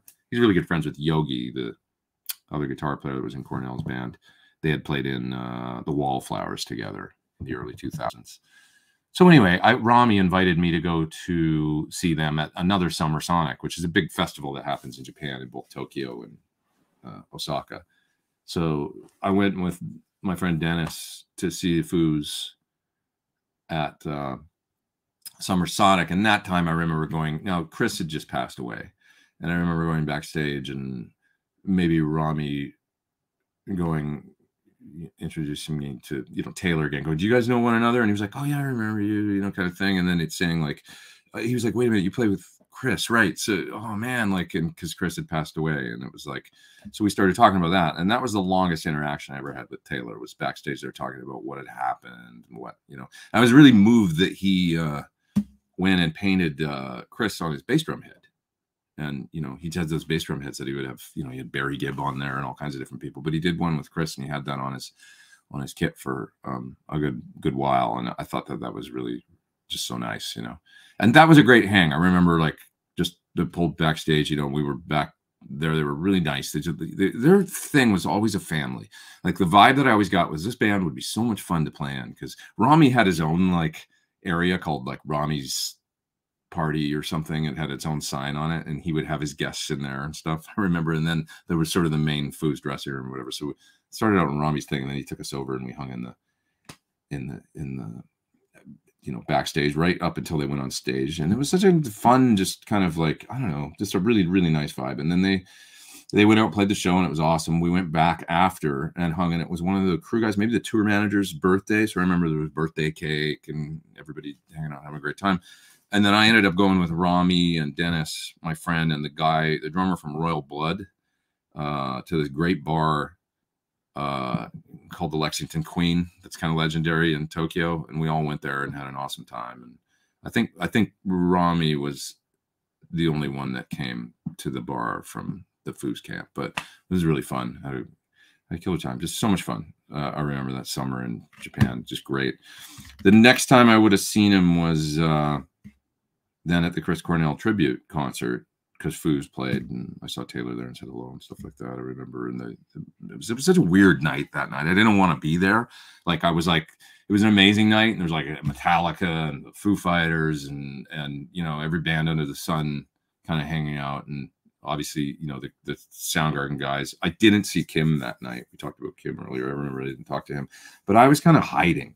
I was like, I didn't really, I hated actually that we were being like, I didn't hate the show. I shouldn't say it that way, but I didn't want to be there. I was like, so like, I just wish this wasn't happening, that none of this had happened. And that was a hard night for me, because, you know, I was like, that we're all here and doing this. And I remember Pearl Jam, Stone Gossard, giving a speech saying this, like, and he summed up what I was feeling. It was like, it's, you know, like, this is awful kind of that we have to be here doing this, but what else are we supposed to do? Like, we have to play music for in memoriam, sort of, and, you know, so I remember that. And I thought, that's exactly how I feel, what he said, you know. It's just like, what else do we do? Like, this is the obvious thing to do, but this is hard. And I kind of couldn't, like, I played with Miley Cyrus that night, and that was really, she was amazing. And it was just me and her with acoustic guitar and vocal. And that was really fun. I also performed with, I'm totally spacing on her name, which is terrible. It's Tom Hanks' wife. God, I can't believe I'm forgetting, but I do that sometimes. I'm really bad with names these days. Rita Wilson, sorry. So we played right at the beginning of the show, and then I played with Miley after. And it was really nice, and just, but I remember Foos being there and it just being so, you know, weird night. Anyway, kind of strange feelings about it, but and you know, and I went to a party at Rami's a while ago that was like, so right before the pandemic. He had this great barbecue, and I remember Dave was there. I don't think Taylor was there. It was like Dave was there. He was manning the grill all night. It was about 300 people at this barbecue at Rami's studio, which is a pretty big complex. And, you know, there's a stage in there where bands can play and stuff. So there was bands playing, and Dave was there with his baseball hat on backwards, just flipping burgers and making steaks. And like, he was like, he never stopped cooking. It was like, he was just like a great regular dude, just making food and kind of running the show when it came to the the barbecue scene, making sure everybody was fed. It was amazing. He was just like working his ass off. You know, here's this guy, he's worth like $300 million, and he's just like, you know, t-shirt and hat on backwards, just sweating on the grill and cooking food for everybody. Really cool, you know. Yeah, so those are some of my foods interactions. Always positive, always really good. I talked with Chris Shiflett actually a while ago on the phone, because he's really a Van Halen nut, and we talked about maybe getting together, and I forgot about that, but we did that too. And then I haven't talked to him since then, but we talked about like, yeah, maybe we should get together and play guitar or something like that. And he was interested because he'd seen a bunch of videos I'd done and stuff like that. So anyway, those are some Foo Fighters stories, and great band, you know, that just sort of lives and breathes rock and roll and has a lot of fun. And there's nothing more to say about it. They are what you think they would be, I think, and just the nicest people. I'll say this too. One more thing, and then I know we got super chats here to address and stuff, but my sister is a really, really big rock and roll fan, and she's up in Canada, in Edmonton, and she's the one that turned me on to a lot of, she's kind of into hard rock and metal and stuff. That was always her thing. And she loves the Foos and, you know, loves Dave. And I hooked them up through a friend of mine, is Drew Hester, I think, that I talked to about this, with some backstage passes in Edmonton. And they went backstage, and her and her husband, my sister and her husband, and like, she kind of doesn't get out much anymore for various reasons and stuff. They went, and they just had the best time. And I know that kind of Dave saw them backstage and addressed them like, hey, are you guys okay? You guys having fun? Or, you know, and he ended up sitting down on the couch and just talking with my sister and her husband for like a long time. Like, when there was, like, my sister said there was nobody else there. Like, it was kind of towards the end of the hang and everybody else left, and he just hung out with us. And he didn't like he didn't like brush us off or like even 5 minutes. He like hung out and like stayed. And so she's got these pictures with him on the couch. She was like, it was amazing. It was just like wanted to hang and talk to us. Didn't know them from Adam, you know? So, you know, zero negative interaction, all positive thoughts with those guys. And maybe kind of the last thing I'll say about it is I put up a post on Twitter and on Facebook and stuff saying, you know, the thing about Taylor is he's one of us. And, you know, he's an inspiration to working musicians everywhere, because he started out as a sideman. At the same time, he's 50, I'm 50. I remember him in the 90s. I remember when Alanis's band was forming and he got that gig. I remember that whole time. A bunch of my friends played on the Jagged Little Pill album and stuff. Matt Logg and Lance Morrison, and I know a bunch of people that worked on that record. And then she was going out on tour, and it was a baby band with, like, I think they were paying $300 a week or something to go for the musicians to go out. Taylor gets that gig, and, you know, that's where he got started, you know, as a working musician. And then he ends up being in the Foo Fighters. Not that, I mean, you know, another 7-8 years later, he joins Foo Fighters, and just becomes, you know, immensely successful and like a role model for all of us. You know, it's just, well, that's the dream. You know, he ended up doing what all of us wish we could do, which is to end up in a band, you know, that just is you know, ends up being a 20-year career. And so it's, maybe that's the thing to remember, to take away this week, is that it's really sad what's happened. It's like immeasurably sad, you know, it's horrible, but I guess at least he lived an amazing life and did exactly what he wanted to do, and always seemed stoked, and, you know, always seemed present, and just having the best time up there, and like living in the now and stuff. So, you know, he probably in some ways lived a richer life than a lot of people live that live a lot longer. It's cold comfort, I know, but that's kind of my takeaway, is that he lived, you know, that guy totally lived, you know, right? You could see it in his playing and the way that I mean, what an amazing life he had. He got to jam with Rush and Led Zeppelin, like literally, like, you know, he got to play YYZ with Geddy Lee and Alex Lifeson in Toronto on stage. He got to play with Jimmy Page and, you know, John Paul Jones and play Zeppelin. And, you know, he just got to do like all this crazy stuff that we all dream about doing. He was just a kid, you know, that with aspirations that grew up, I think, Orange County, and, you know, probably like all of us, just like wanted to, you know, that was like the dream. Who's taken it further than him, you know, who lived harder than that, you know? It's like, because it's one thing to be like Eddie Van Halen and be, I mean, he was a working musician too, you know, but to be real young and then like just kind of take off, but to be like a sideman that did some gigs, got some auditions, and then you get the audition for the Foo Fighters, you know, and that's the one because the band's been around so long and it's arenas and huge festivals and headlining, and it's just like that's an amazing gig, you know, to land in, and it's kind of a different path than when I think about somebody like a Don Henley or a you know that sort of started young in their band and became really big by the time they were 20 or 21. They were taking off and doing their own thing in their own band. It's a different thing to start out as a working musician, a sideman, you know, and then land that kind of gig like a ways into your career, and then just, you know, so he was one of us. He was a working musician, and by us I mean all you guys out there that are aspirational musicians that play, whether you play bars or weddings or whether you have sideman gigs or whatever it is that you do, studio work. He was that guy, you know, and then he just, you know, that's the dream. He lived the dream, you know, full force, you know. And you know, he was, yeah. Anyway, that's enough about that, I think. That's all I'll say, you know. But what else do you say, you know? That's it. So okay, I'm sorry, I've been talking for so long and not addressing you guys. There's 2 great big super chats there, and some others. I'll just address all these now. I'm sorry. I'm really sorry. So sorry if way too soon, still in the shock of losing Taylor. But wouldn't it be fitting if Wolf sat behind the drums for the remainder of the tour? I have no idea what they would plan on doing for touring right now. I know this has got to be like Taylor and Dave were pretty like.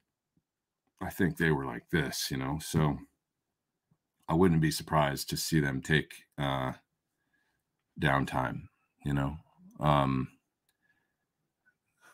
You know, I was thinking about how do they carry on after this? What do they do? You know, and it's way too soon to even address it. But there's only one guy I can actually think of that I think is the guy that if they were to jam that would be the natural. But I won't say who. Mitch, please take.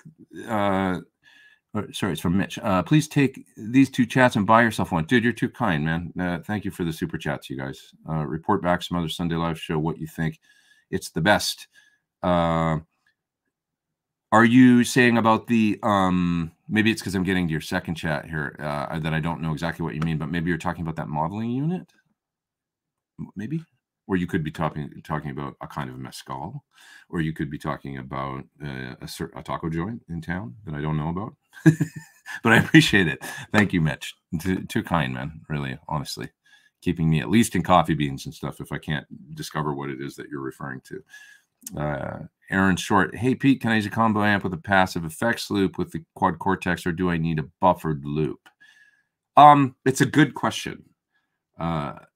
So as for monitoring the whole chain and not for 4-cable method, I need to know exactly what you're trying to do.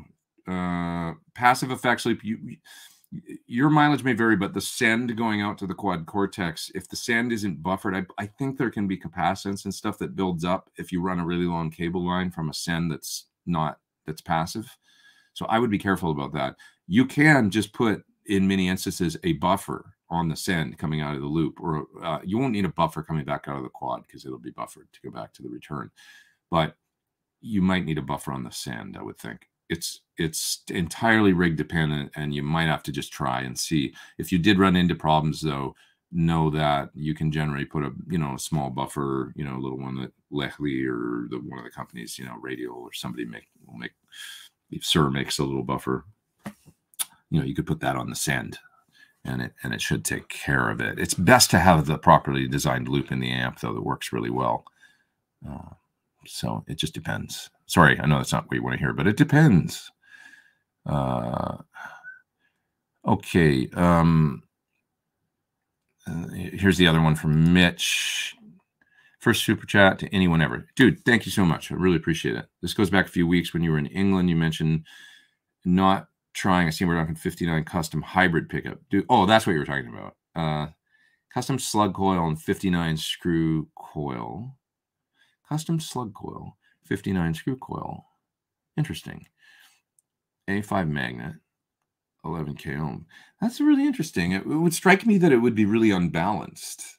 Maybe I wonder if they balance the strength of the wind in the 59, because, you know, the custom coil to me is going to be a lot stronger. But if you say it sounds good, I'm surprised by things all the time that you know, are out there.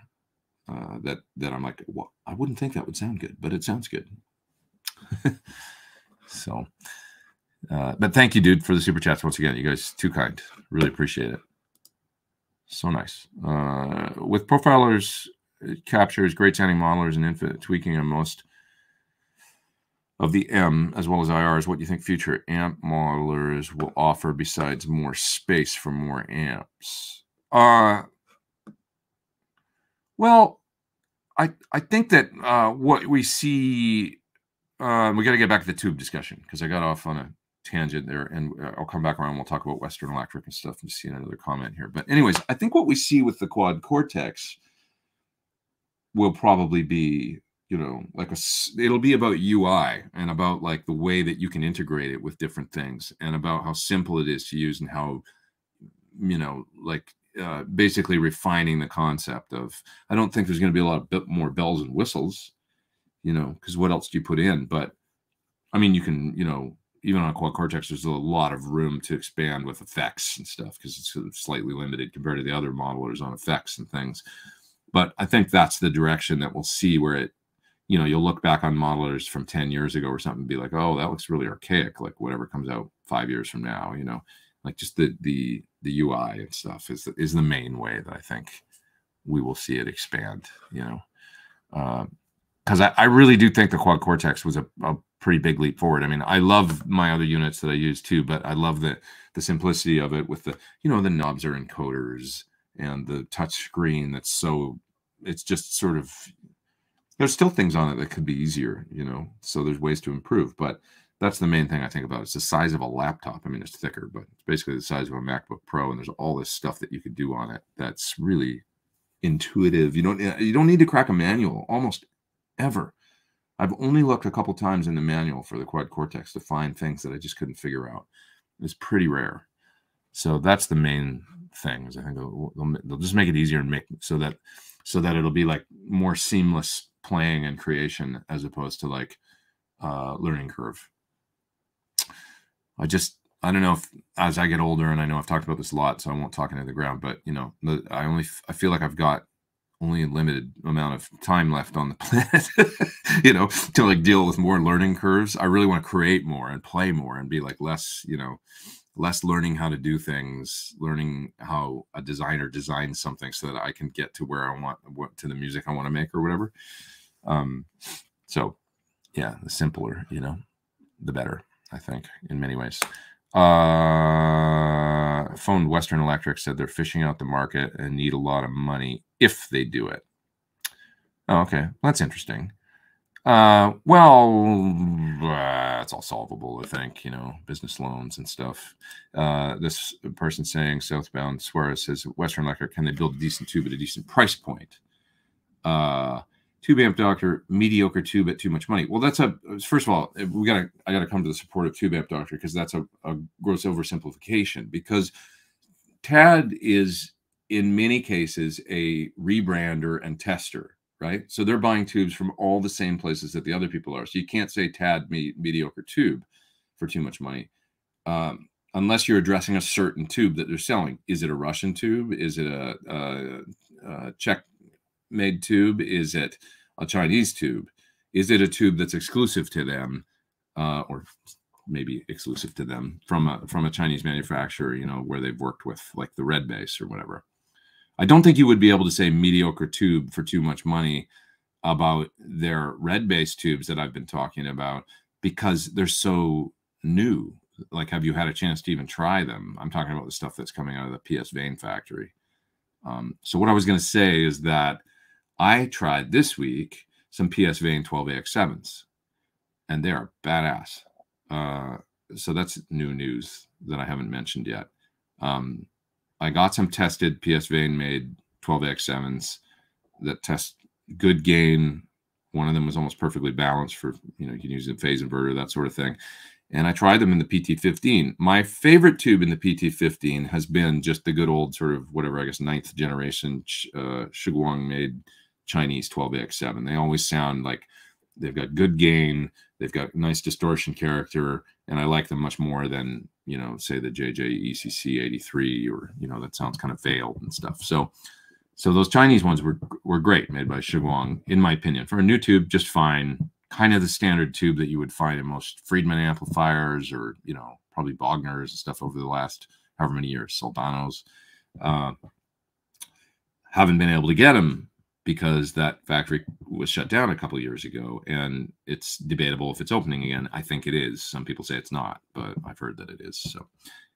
So barring that, I tried 3 PS Vane made 12AX7s in my PT15 this week, and I recorded the results using a looper, so the same loop playing through, listening to it, you know, really critically. And I also did an EQ match. So what that is like, so the loop played through the amplifier. I set it up for a good mid-gain crunchy sound. I just kind of have a quick test. This wasn't a super, you know, in-depth, you know, thing, but played the loop through both sets of tubes. So 3 tubes, the input tube on the PT15, which is V2, the V3, which is the cathode follower, the tone stack tube, and then the phase inverter. And I replaced all of those with the PS Vane ones, and they were all the old Chinese. That's what was in it. Recorded both examples, right? And then listened to them, did an EQ match using a thing called Match EQ in Logic, and to see if there's any differences. And my ears told me, and the EQ told me, that the PS Vane tubes, if anything, are a little richer sounding. They've got a really slight bump through the mids, maybe through like, you know, 150, 200 hertz, low mids, up through like 700 or something like that. It's just a bit of a rise in there, maybe. And then they fall off a little bit around 3K, just below the, you know, they struck me as sounding richer with just a little more warmth, but still perfectly clear on the top end. None of that veiled, like rolled off top end stuff that I would hear with the JJ. So, boy, I sound like cork sniffer right now, but you guys know what I'm talking about if you've tried the different 12AX7s, you know. So really good gain, nice rich tone with a slightly more pleasing top end than the other older Chinese 12AX7s, and they're quiet and not microphonic. And I was like very excited. I was like, I would love to have these in my amp more than the tube that we've been using for years and years and years, actually. So some good news there, I think. Western Electric. So for those out there that don't know, this is this company that's in, the heck are they? They're not, they're in Georgia. I thought it was South Carolina, but it's not. It's Georgia. They make the 300B hi-fi tube. They have for a number of years now. So there's actual tube manufacture going on still in the US. They are the one place doing it, making these 300B tubes. They are $1,500 a pair. Very expensive. And they put out a questionnaire last week on their website, which quickly blew up all over the internet, Guitar Land, asking if folks would be interested if they started making guitar amp tubes and what they would want to see. And of course, they got a bajillion responses, and everybody was sharing it on the gear page and all the gear forums and stuff. They're excited about the prospect of maybe US made EL34s, US made 606, US made 12AX7s, right? And so after it was out for a few days, they said, well, we've had an overwhelmingly huge, massive response. So we're going to do this in one way, shape, or form or another. There's a good interview with Guitar Magazine, British guitar publication, with somebody from Western Electric that just came out like yesterday or the day before. I think on Friday, maybe, talking about what's going on with it, what their plans are moving forward, addressing what the cost of the tubes will be, which it sounds like, well, we know that they can't be ridiculous, but they're also not going to be what you pay for, you know, inexpensive tubes from overseas.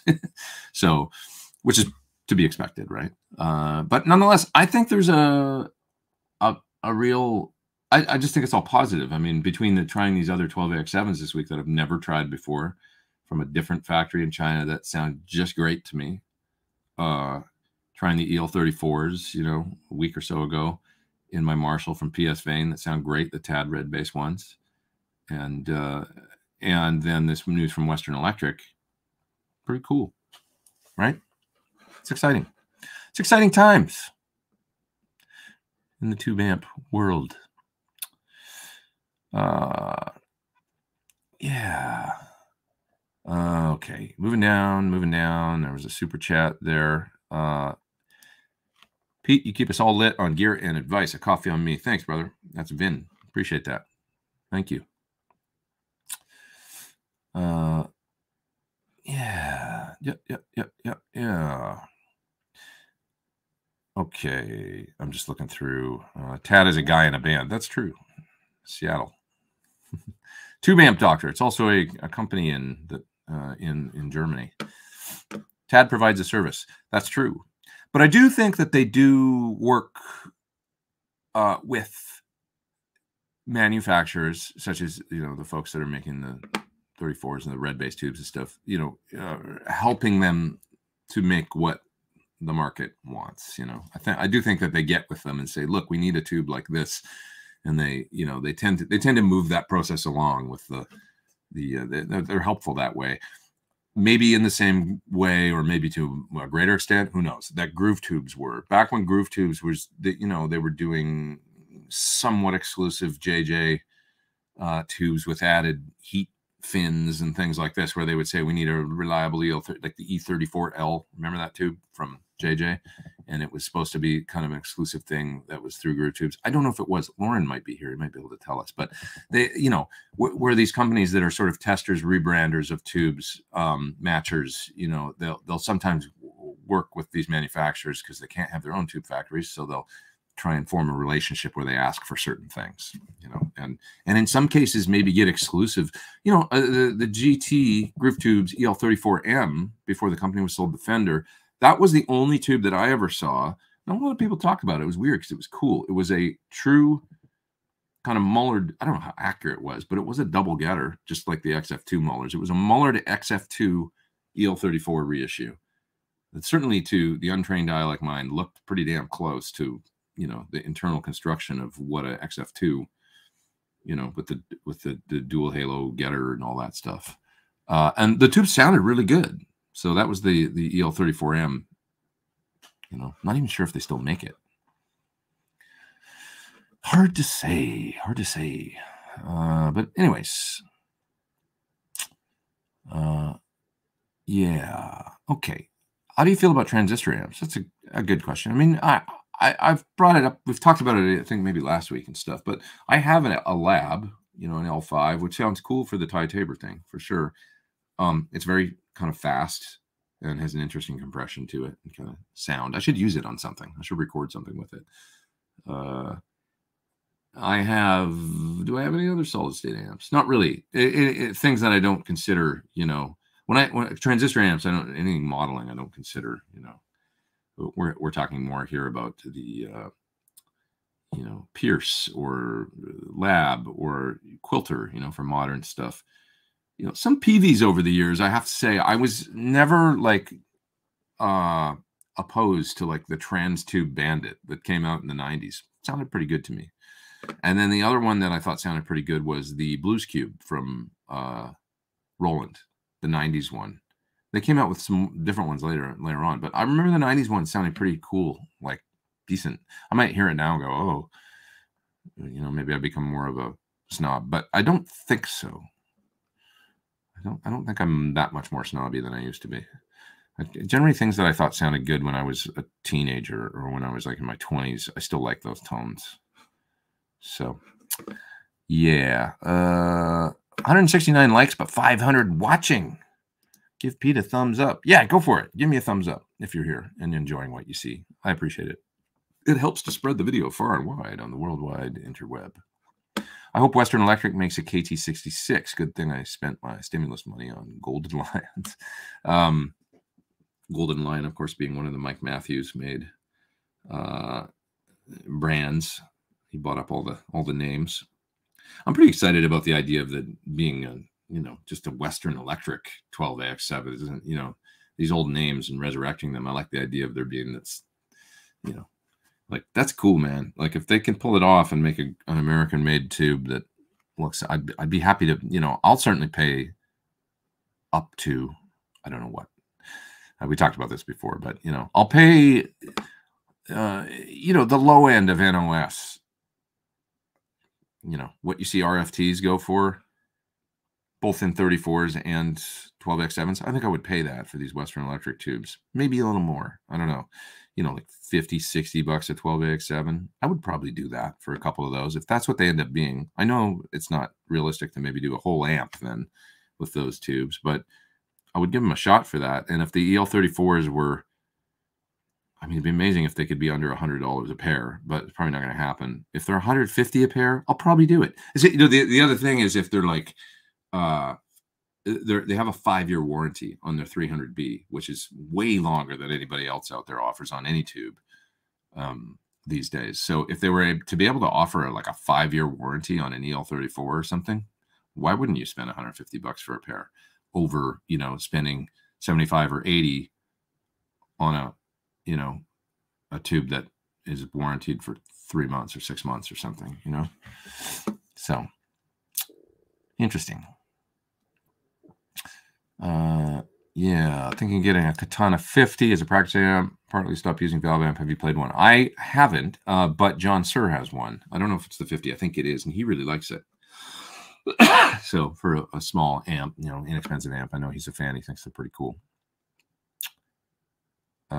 Yeah. Why does everyone think they need tubes if they play solid state stomp boxes in front? Well, because the tube amp still has a massive impact on the sound. Just it's putting one solid state preamp or a buffer or like whatever you're putting in front does not negate the effect that the tube amp has on the sound. You know, it's not like that. So you still get the sonic character. I mean, imagine if you recorded analog on a Studer or something, but you used you know, a digital modeler in front of it. You would still get the characteristic of the analog tape and the sound of the Studer, right? So, yeah, yeah. There's a super chat there. Thank you guys for all these super chats this week. One non-tube question: is there any benefit to getting a nice acoustic for Nashville tuning since there's no low end? Will $100 guitar be good? Great question. Yeah, I don't know about $100 guitar, but it's probably not something that you need to dedicate an expensive acoustic. I totally agree. I mean, it's going to be kind of a specialty guitar, and for those things, even, you know, baritones, you know, you can get these, you know, great Squire baritone these days. You can get a great inexpensive, you know, I don't know, maybe something from Yamaha or something from Cort for an acoustic and dedicate that to be your Nashville guitar for your studio or whatever. And that'll be just fine because you're just going to, it's something you're going to blend in a track and use as a specialty thing. So I think that's a pretty good way to look at it. You don't need, you know, to spend more, you know. Modern Vintage, can you please send Pete my Miss Super Chat? I'm sorry, Modern Vintage. Can you direct me towards it, and I will, or just ask your question again at the bottom of the chat, and I'll look for it right now and address. I've been getting off on tangents today, which happens sometimes. It tends to happen, and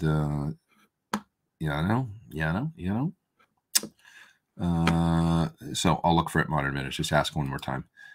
Just without a super chat in the bottom, in the normal text thingy. Didn't Neil Schoen use a Blues Cube for all the? No, he used I think an original Roland. I heard this. I don't know if it's true, but the lore is that they made an amp called a Cube. Anybody remember those? If you're as old as me, you might. They were like orange and, you know, single 12 in them. There was a silver one too, and that was a different model, different thing. Yeah. Have you tried and have you had any good experiences with any of the new pedalboard amps? I've got something here that I'm doing right now for a video that's kind of that sort of thing. I know of other ones that are coming out. I have done some of the little like what is it? What's the is it Thermion? There's a company that I did. I've done a few of them where they're like the small pedalboard based preamp style things with speaker simulation built in. It might be Thermion is the company where I did one, and I can't remember the name of it right now. So those come to mind. I did the Ethos preamp a long time ago. It's also good. That's been around for a while.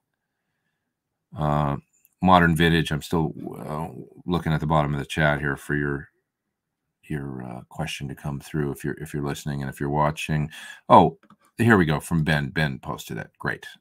Which guitar amp plugins do you feel and sound the closest to a real amp and cab? You mentioned UA and Neural. Those are the main ones that I've been using. So UA are great. I mean, the PT 100 is amazing. I also really like the Dirty Shirley from UA. There's some other ones that I've got that I haven't even really had time to try that are also Brainworks, kind of made by them. Is the company Bendini that does, they were the ones that helped Brainworks design a lot of those, and they're really good too. I did a review of their AC30 plugin a while ago on my channel. You can see, I think it's called Bendini. Am I getting that right? It's hard to remember all the gear, but it was really good. There's not very many AC30 plugins out there, and I thought it was really nice. But yeah, besides those, the UA Brainworks stuff, my own plugin, Neural is amazing. The Neural plugins, the one I just did for the Tone King amp, just great. You know, just listen to it. I mean, it's like, it sounds so good, like earthy, organic, great sounding. Their cab sims are really nice.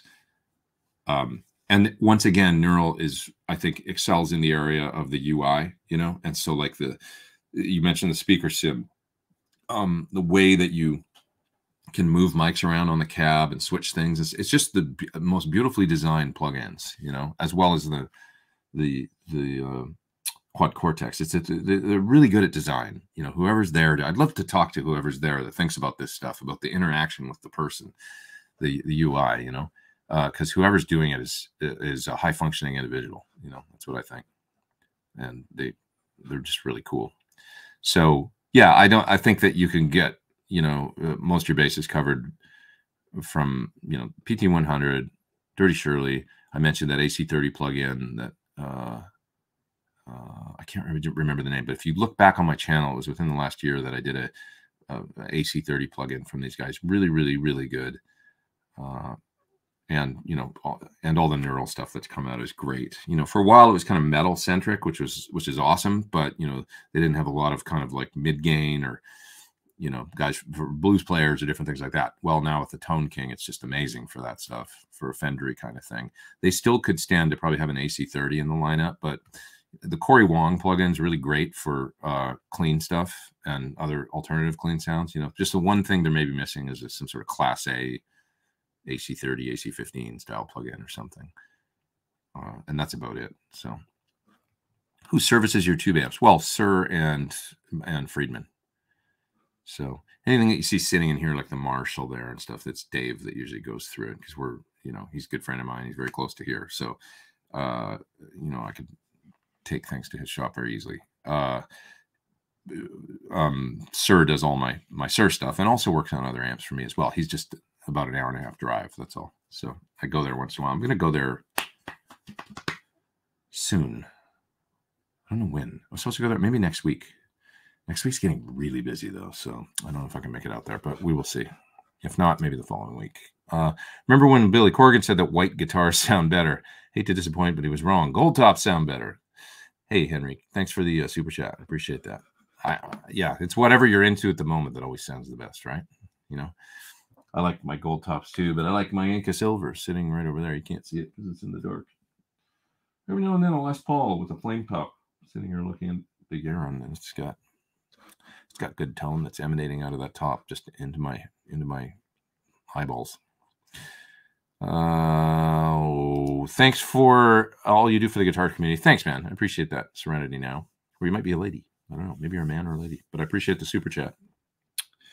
I do. It's kind of funny this week. I just realized my arm's healing. Some people were like, what the hell happened to your arm? In the latest video that I did for the Roland plugin, it's apparent that I got in a cat war. It's healing. But sometimes I'm cat sitting right now, and sometimes Toby likes to just have at it, and sometimes I just let him, like, come on, get it out of your system, you know, and then I'll look like, you know, I've gotten a battle afterwards. So anyways, I don't know what made me think of that, but thank you again for the super chat, Serenity now. I really appreciate that. You guys are amazing. The Brainworks stuff in PT 100 going through a full range out is really cool. 150 watts Roland. Oh, interesting. Yeah, they test them, by the way, doing that, like where you eliminate the cab sim and then just run the amp sim into a power amp and a cabinet, and they A/B them with the real amp, you know, and test them that way, and it's pretty shocking how close they sound, uh, you know, to the real thing. The Brainwork stuff is really good. Really great. I use a lot of other, if giving Brainworks some props. I love their Master Desk plugin, and I use it on most of my productions. When you hear, you know, my pedal demos and stuff, that's the final plugin on the master strip, and it's a limiter and, you know, very subtle EQ limiter. It's got a stereo enhancer in it you can use or not use. It's got, you know, compression, and so it's like you know, it's a mastering processor to just put the final, you know, on the mix or whatever. So check out the Master Desk from Brainworks. But they also make a ton of other great stuff. You know, their Neve console plugin is really cool. Ton of stuff. Can you run pedals in front of the neural DSP amp sims? Sure. Yeah, and I do that all the time. For example, the Roland video that I just put out, Boss video, sorry, for the RE202 Space Echo, that was all done running into my, not all, I used the amp on the solos, but other than, not the rockabilly solo, just the dirty solos.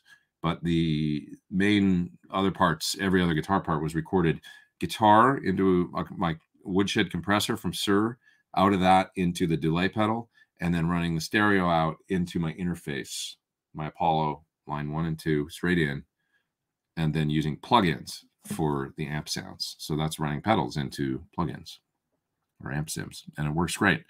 You just have to be careful because you can clip the input of a, you know, it's going through an audio converter. So if you run a fuzz or a boost or something and you nail the front end of your interface, you can clip the inputs. You just got to dial it in. But, you know, as long as you're not boosting the hell out of the front end of your interface, you know, you can't do that. But so you can use overdrives as long as, you know, just subtle boost is okay. You can use distortions. You can use all that stuff, especially if it's at unity gain. And then like delays and compressors and stuff, you can use all day long into plugins or into modelers or amp sims. You know, it's no different than plugging a few pedals into the front of a Helix or an Axe Effects. You know, you're doing the same thing. You're running into a computer. So, yeah. Somebody else has asked me if I've heard the new Barry, if I've heard the new Ty Tabor record. I haven't. I would love to hear it. I'll have to think about that. I've got a little bit of limited time today and tomorrow, just but I've got to put it on. Actually, I've got a drive I got to do. Maybe I'll listen to it in the car. Yeah. What happened to the days of guitar and amp? Hey, man, they're still here for a lot of people. You know, nothing saying you can't do that. You know, Joe Bonamassa is out there playing, you know, big theaters all the time, just doing that, basically. Guitar, a couple amps. You know, Josh Smith's been on a tour with him, pedal board, amps. You know, easy. Yep. Oh, there's Southbound Suarez super chat. Hey man, thank you. You guys are too kind. Time is it? It's 1:23. I'm gonna go another half hour or so, and let's see what else we got here. Just watch the RE202 pedal video. Wanted to ask how it compares tone-wise to the Echoplex delay. I haven't directly compared them yet. It was a good question. I mean, I think the Echoplex is terrific, and I've got it on my board. George Trips does no wrong, generally speaking. He designs great stuff. I would say the RE202 is quite a bit more versatile as far as, you know, the mod, the adjustable saturation, the multi-tap, obviously, because that's a signature thing that you know, they'll both, of course, do one delay repeat if that's what you want, but the multi-tap, the multiple tape heads in a Space Echo was kind of one of its selling points, because you could do rhythmic things that you just couldn't do with the Echoplex. That may be appealing to you, or you may not care. And of course, there's a spring reverb in it too. Also, there's plate, hall, different reverbs in there. In the hidden menu you can get in, you can switch the reverb to a different sound. So kind of neat. So, you know, I would say, long story short, it's quite a bit more versatile. At the core, the delay tone is probably, you know, like barring, you know, the adjustability and the range, because there's more of that on the RE202. They both sound really good. You know, the tape, they both capture a great tape delay character. You know, tap delay built in, you know, or tap, sorry, excuse me, whatever, tap built in, you know, that does that on the RE202. You can hook up a tap flip switch to the Echoplex. So there's a few things to differ there. I would say it's probably more of a comparison between the Echoplex and then the small version, the single pedal format version, which I have here, right here, if you want to see it. This little guy. Right. So, you know, this would be probably more of an apt sort of, you know, direct comparison. This has stereo outputs. I'm not sure what's going to be stereo on it. Probably the reverb, if it's anything like the other one. If there's any drawback, you know, they stuck to kind of the original RE201 was a mono kind of affair. And in the RE202, there is one setting I found where it kind of does a multi-tap, you know, slightly stereo thing. Other than that, the delays are mono. The reverb is stereo, though, if you hook it up in stereo. So, but the reverb, you know, arguably maybe isn't the main thing you buy the pedal for. So you buy it for the echo. So some folks online have said, I wish they did more stereo stuff. Your mileage may vary, you know, and a tape delays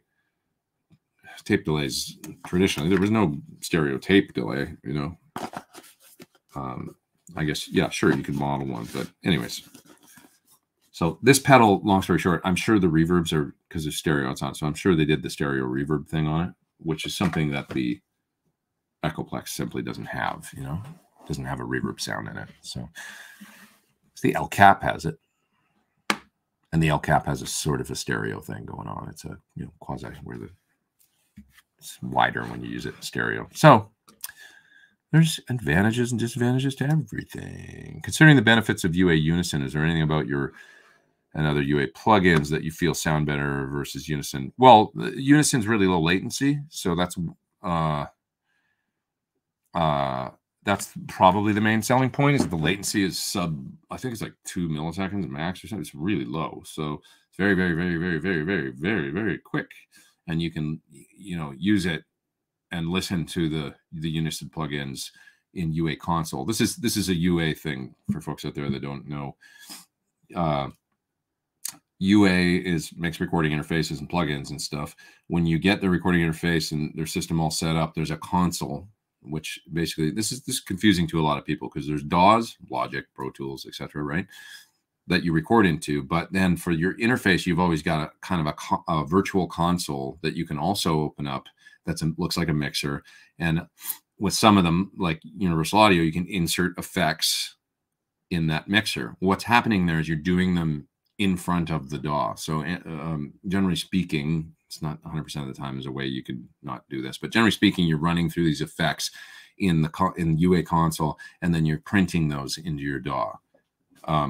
Does that make sense? And Unison is a slot in UA console that is right at the top of each channel strip, and you can insert certain things in there, certain plugins that will work at very, very low latency.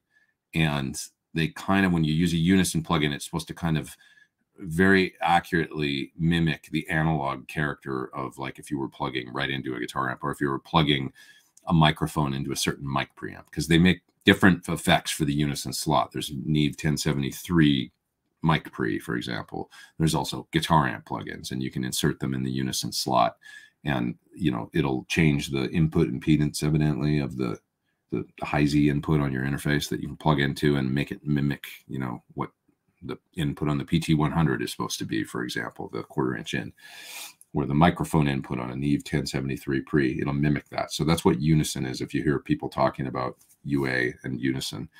And one of the advantages to using the Unison is that I believe that it uses quite a bit of processing power within the UA unit itself in order to deliver very, very low latency. So that would be, for those that are worried about low latency, that kind of thing, there's a lot of advantage to using, UA plugins, UA console, and plus the plugins generally all sound terrific.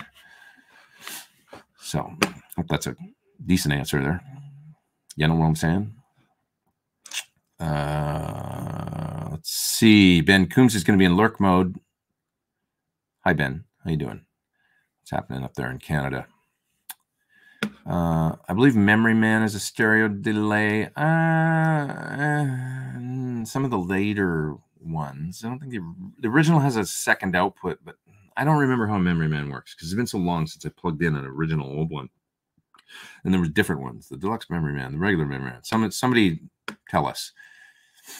You have the controller, switch from chorus to vibrato. You've got an input gain control that always clips when it's at unity, which drives me insane on a Memory Man. You can never quite get the, there's always a lack of headroom with Memory Mans. It's a pain in the ass.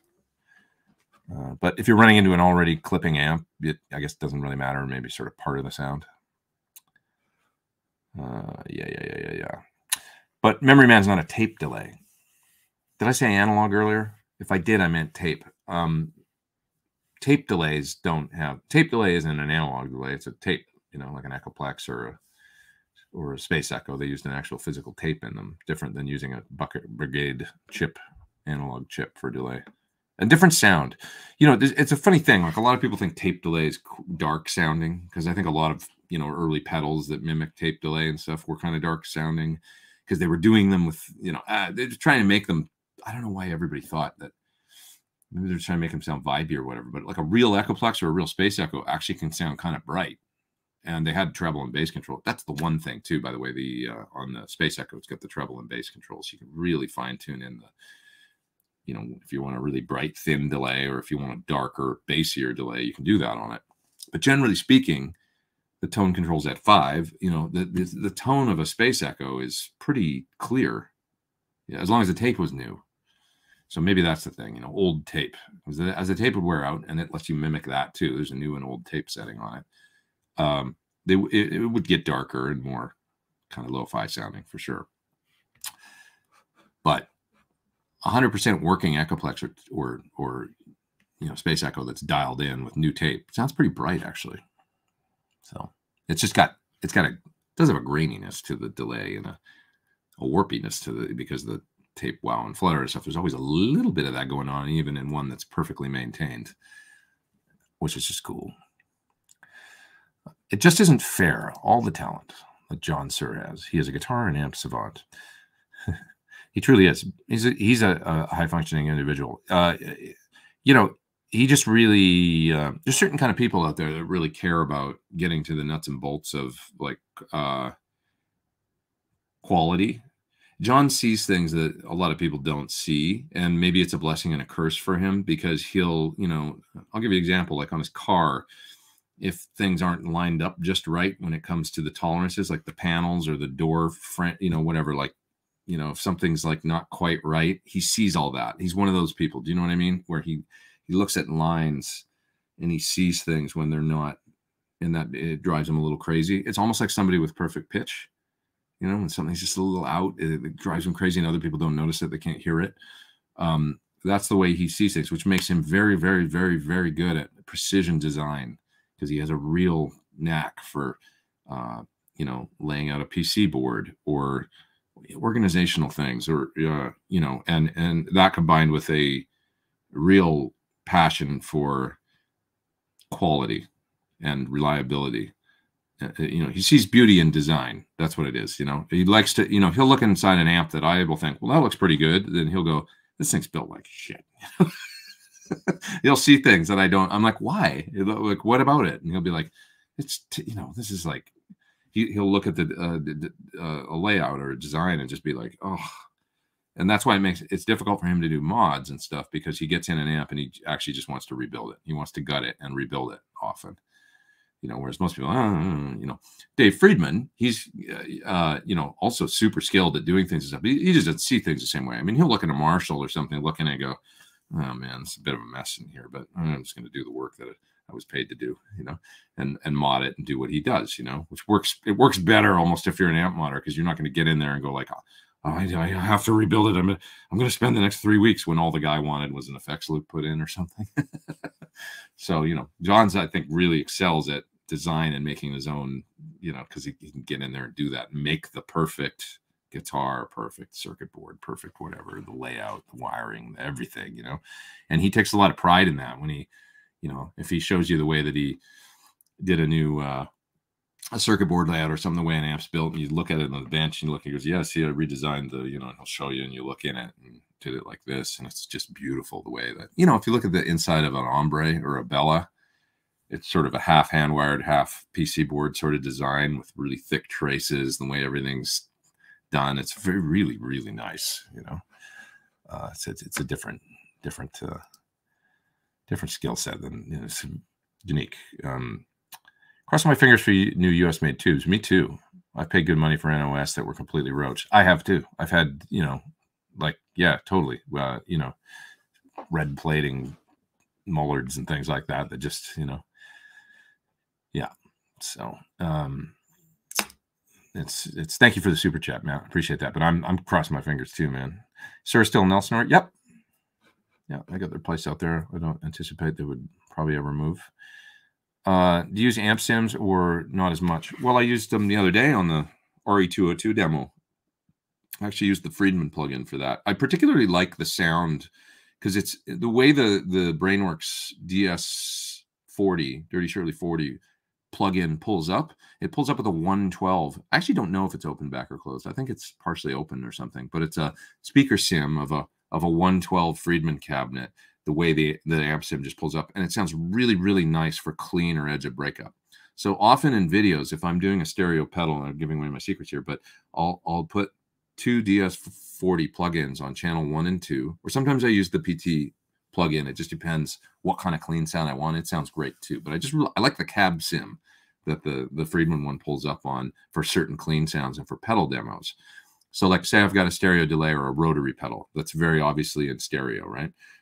I'll just plug my guitar right into the interface, into the pedal. Excuse me. I'll plug into the pedal that I'm demoing, say a rotary pedal, and then I'll come stereo out right and left, right into inputs 1 and 2 of my interface. Then I'll pull up 2 identically set DS40 or sometimes PT100 plugins on inputs 1 and 2 on the channels in UA, once again in unison. I was just talking about it a few minutes ago. And then I'll set them exactly the same, which is, generally speaking, if I'm using the DS40, I've got the master almost cranked, and I've got the gain on about 2. So it's like you're cranking the master to bring the gain up a little bit on an amp that's maybe normally seen as kind of a crunchy amp, but it sounds great clean. So, and then you get this amazing stereo image. And I've had people say, what amp are you using on this? You know, and it's the plugin. It's just the same plugin set identical, but with a stereo pedal in front. Like, you'll hear the imaging and it just sounds amazing, you know, really in your face, but like really makes the effects pop. Works really well. So I use them for stuff like that all the time. Yeah. Another super chat there from Alex. Thanks, man. Picked up your signature Sir guitar. I love it. Any plans from A2 Thornbucker? I really like A2 magnets with amps with an aggressive bright cap. You know, my friend, I feel the exact same way you do. And I've grown to have a new appreciation. It was from doing that Van Halen pickup video. I've grown to really appreciate A2 magnets and distortion, just like you're saying. And I really enjoy it. And that's all I'll say for now. Which probably tells you everything you need to know. The PT15 is a great amp, says Jeff. Thanks, man. Thank you. I love it too. Lauren says the inside of the PT15 must be a sight to see. Yeah, it was a heck of a design. You know, a lot of work went into it. And Kevin actually had a lot to do with it. Who's also, you know, he's really a thinker. And the inside is really beautiful because there was a lot of stuff that had to be done. It was a complex project. And John largely, you know, once we had the tones tuned in and stuff, he actually had a lot to do with the design of the amp and the boards and the layout and the way things are done and stuff. John kind of put it on him as maybe a challenge and also just a project. Here, you do this. And it came out great. And thanks again, Alex, by the way, for the super chat. I really appreciate that. You guys with your super chats are, you know, I'm going to be able to buy tacos all week. Too many tacos. One can't live on tacos alone, but I try. What other pedals besides the Eventide micro pitch get you the Van Halen 90s tone? You know, you can do it pretty good with like a Helix Stomp. It's got a pitch plug-in in it. I can do it on my Quad Cortex. You know, the Line 6 stuff, I mean, any the Helix Stomp or Helix HX Effects, if you put the pitch plug-in on the left and right side and you set one side for +9 and one side for -9, sounds pretty damn close. I mean, it's like, you know, Eventide's a thing. It's its own, you know, whatever, its own algorithm, it's a computer, you know. But yeah, I would say you can get pretty darn close. Just in a you know, I'm sure Boss probably, you know, maybe the Multi GT1000 or whatever it's called. You know, they make that new. What's the Boss modeler called? That is, I'm gonna find it for you here because I saw one the other day. It's pretty full featured and it's like a competitor to the HX Stomp, really. I think it's the GT1000. I'm gonna take a look here. GT1000 Core, the little guy, pretty cool. If you haven't seen one, you should check it out. There's the GT1000 Core, GT1000 Effects Processor. There's different ones, but there's one that's the size of the HX Stomp. You guys know what I mean. If you know, it's small. It's this big, with a screen and then like 5 chrome knobs on it, and that thing will do just about anything. You know, so you could use something like that. Yeah. Have you tried the Marshall Origin? They're great for the money. I have heard a modded one. Pretty cool. The Origin 20 that Friedman actually did, and after he modded it, it was a fire breather. It was crazy sounding. Like he did a BE mod in it. It was really cool. David Dillmore is thinking of making the PT15 my only amp. You could do it. I don't really need anything. I mean, it's the only amp I've used live for the last 5 years. what with pandemic and everything. I guess I did the 1 gig where I just used the quad too. But, you know, for the most part, I've gigged with the PT15 for years now, and it works great, man. Melissa Etheridge got one, and I helped set her up with one and get her. She's got a brand new pedal board and a PT15, and she's running it direct out of the, you know, the cab sim out, and evidently having a lot of fun with it. So I hear nothing but good things from the road. So that's great. I should watch some YouTubes. I haven't taken a look to see what they sound like and stuff. But anyway, she's happy. I love Melissa. So yep. Okay. The bridge model Thornbucker is Alnico 2. It's actually not. The current one is Alnico 4. That's how rumors get started. Yeah. Alnico 4 for the Thornbucker Plus and the standard bridge Thornbucker. Alnico 5 for the neck. That's the way that set works. But there's more to report coming soon. Haven't really been able to talk about the guitar, the silver guitar, even though you guys have all seen it anyway and stuff. But, you know, we've considered it a prototype and stuff. But more coming on that. Relatively soon. There's a super chat there. What are you guys, you crazy guys, with your super chats? I really appreciate it. Thank you. All right. Thanks, man. You guys are too kind. I'm gonna be able to go and buy an Origin 20 here in a minute. I've been thinking of getting rid of my tube amps and going with the Helix and the Power Plus 112. I just play at home in small bars. Yeah, I'm never really a fan too much, although their power cabinet was pretty cool. But I generally, I don't know. I mean, the trying to make a guitar cabinet sound like, or a full range cabinet sound like a model. Yeah, what am I saying? Like a guitar amp.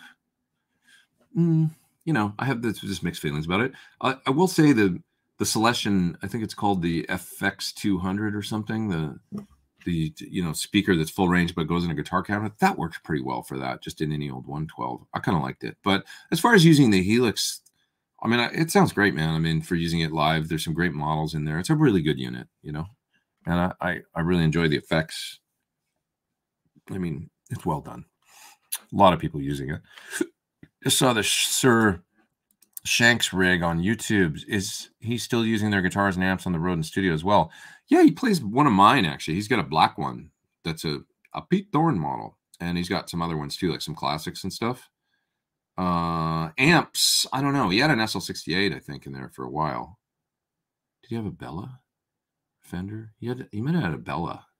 I don't remember, but he's always got like 4 amps, and usually there's a Marshall and, you know, kind of high-end vintage jobbies in there. A couple different, you know, things. I haven't seen that actually. I should watch it.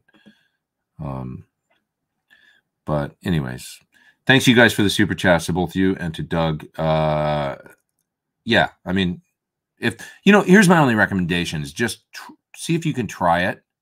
You know, get one on a 30-day trial and try and dial it in, and then make sure you're not, because a lot of people will like think, oh, I want to do this, and then they're like, God, I missed my amp. I missed the simplicity of just my 2 pedals and my amp or whatever. You got to, you know, sort of respect the kind of person you are and how much tweaking you want to do and all that kind of stuff. If you're the kind of person that enjoys really dialing things in and like getting, oh, I want the exact perfect delay for this song, and I'd really like to be able to switch between 4 different amp sounds and things on the gig, well, then Modeler might be for you. You know, if you're that kind of you know, person. If you're on in-ears anyway, maybe at gigs, or you like practicing through headphones, you know, it's really dependent on your personal situation. If you love the way your amp sounds in the room though, and it resonates around the room, you know, and like you're used to that, that can be a hard thing to adjust away from, because it's just very different. It's like a different way to play the guitar working with headphones or full range speakers, or, you know, the way a guitar cabinet responds in a room is something that a lot of folks just never want to get away from.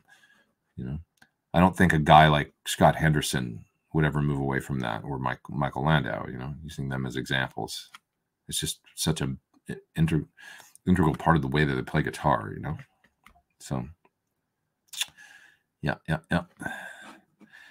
EVH Overdrive. I like that pedal a lot, actually. Great sounding, you know, sort of Marshall in a box, or the blue channel on an EVH amp, I think. Really, really good. I think Digitech has a micro pitch pedal. They probably do. They've got a lot of great pedals. That kind of, a lot of them fly under the radar. The Polaris Reverb, the Freak Out, the Hardwire stuff they did. You know, maybe should have been bigger than it was. I love the Thornbucker Plus, and I love Anarcho 2. Chocolate and peanut butter. You know, I won't say that that's exactly what we're doing, but we're doing stuff. Okay, what else we got here? Did you ever play one of those ESP George Litch signature models? I played one way back in the day, the original kind of snake one or whatever. They had, I don't remember what was on it, but it had a reverse headstock. My friend, or maybe it was was it that one, or was it the kind of camo looking one? My friend had one back when I was like 16, and so I played it a little bit. It had a very wide neck. Remember, like 1 3/4. It was big, wide fingerboard. It's cool though. I love George. He's awesome.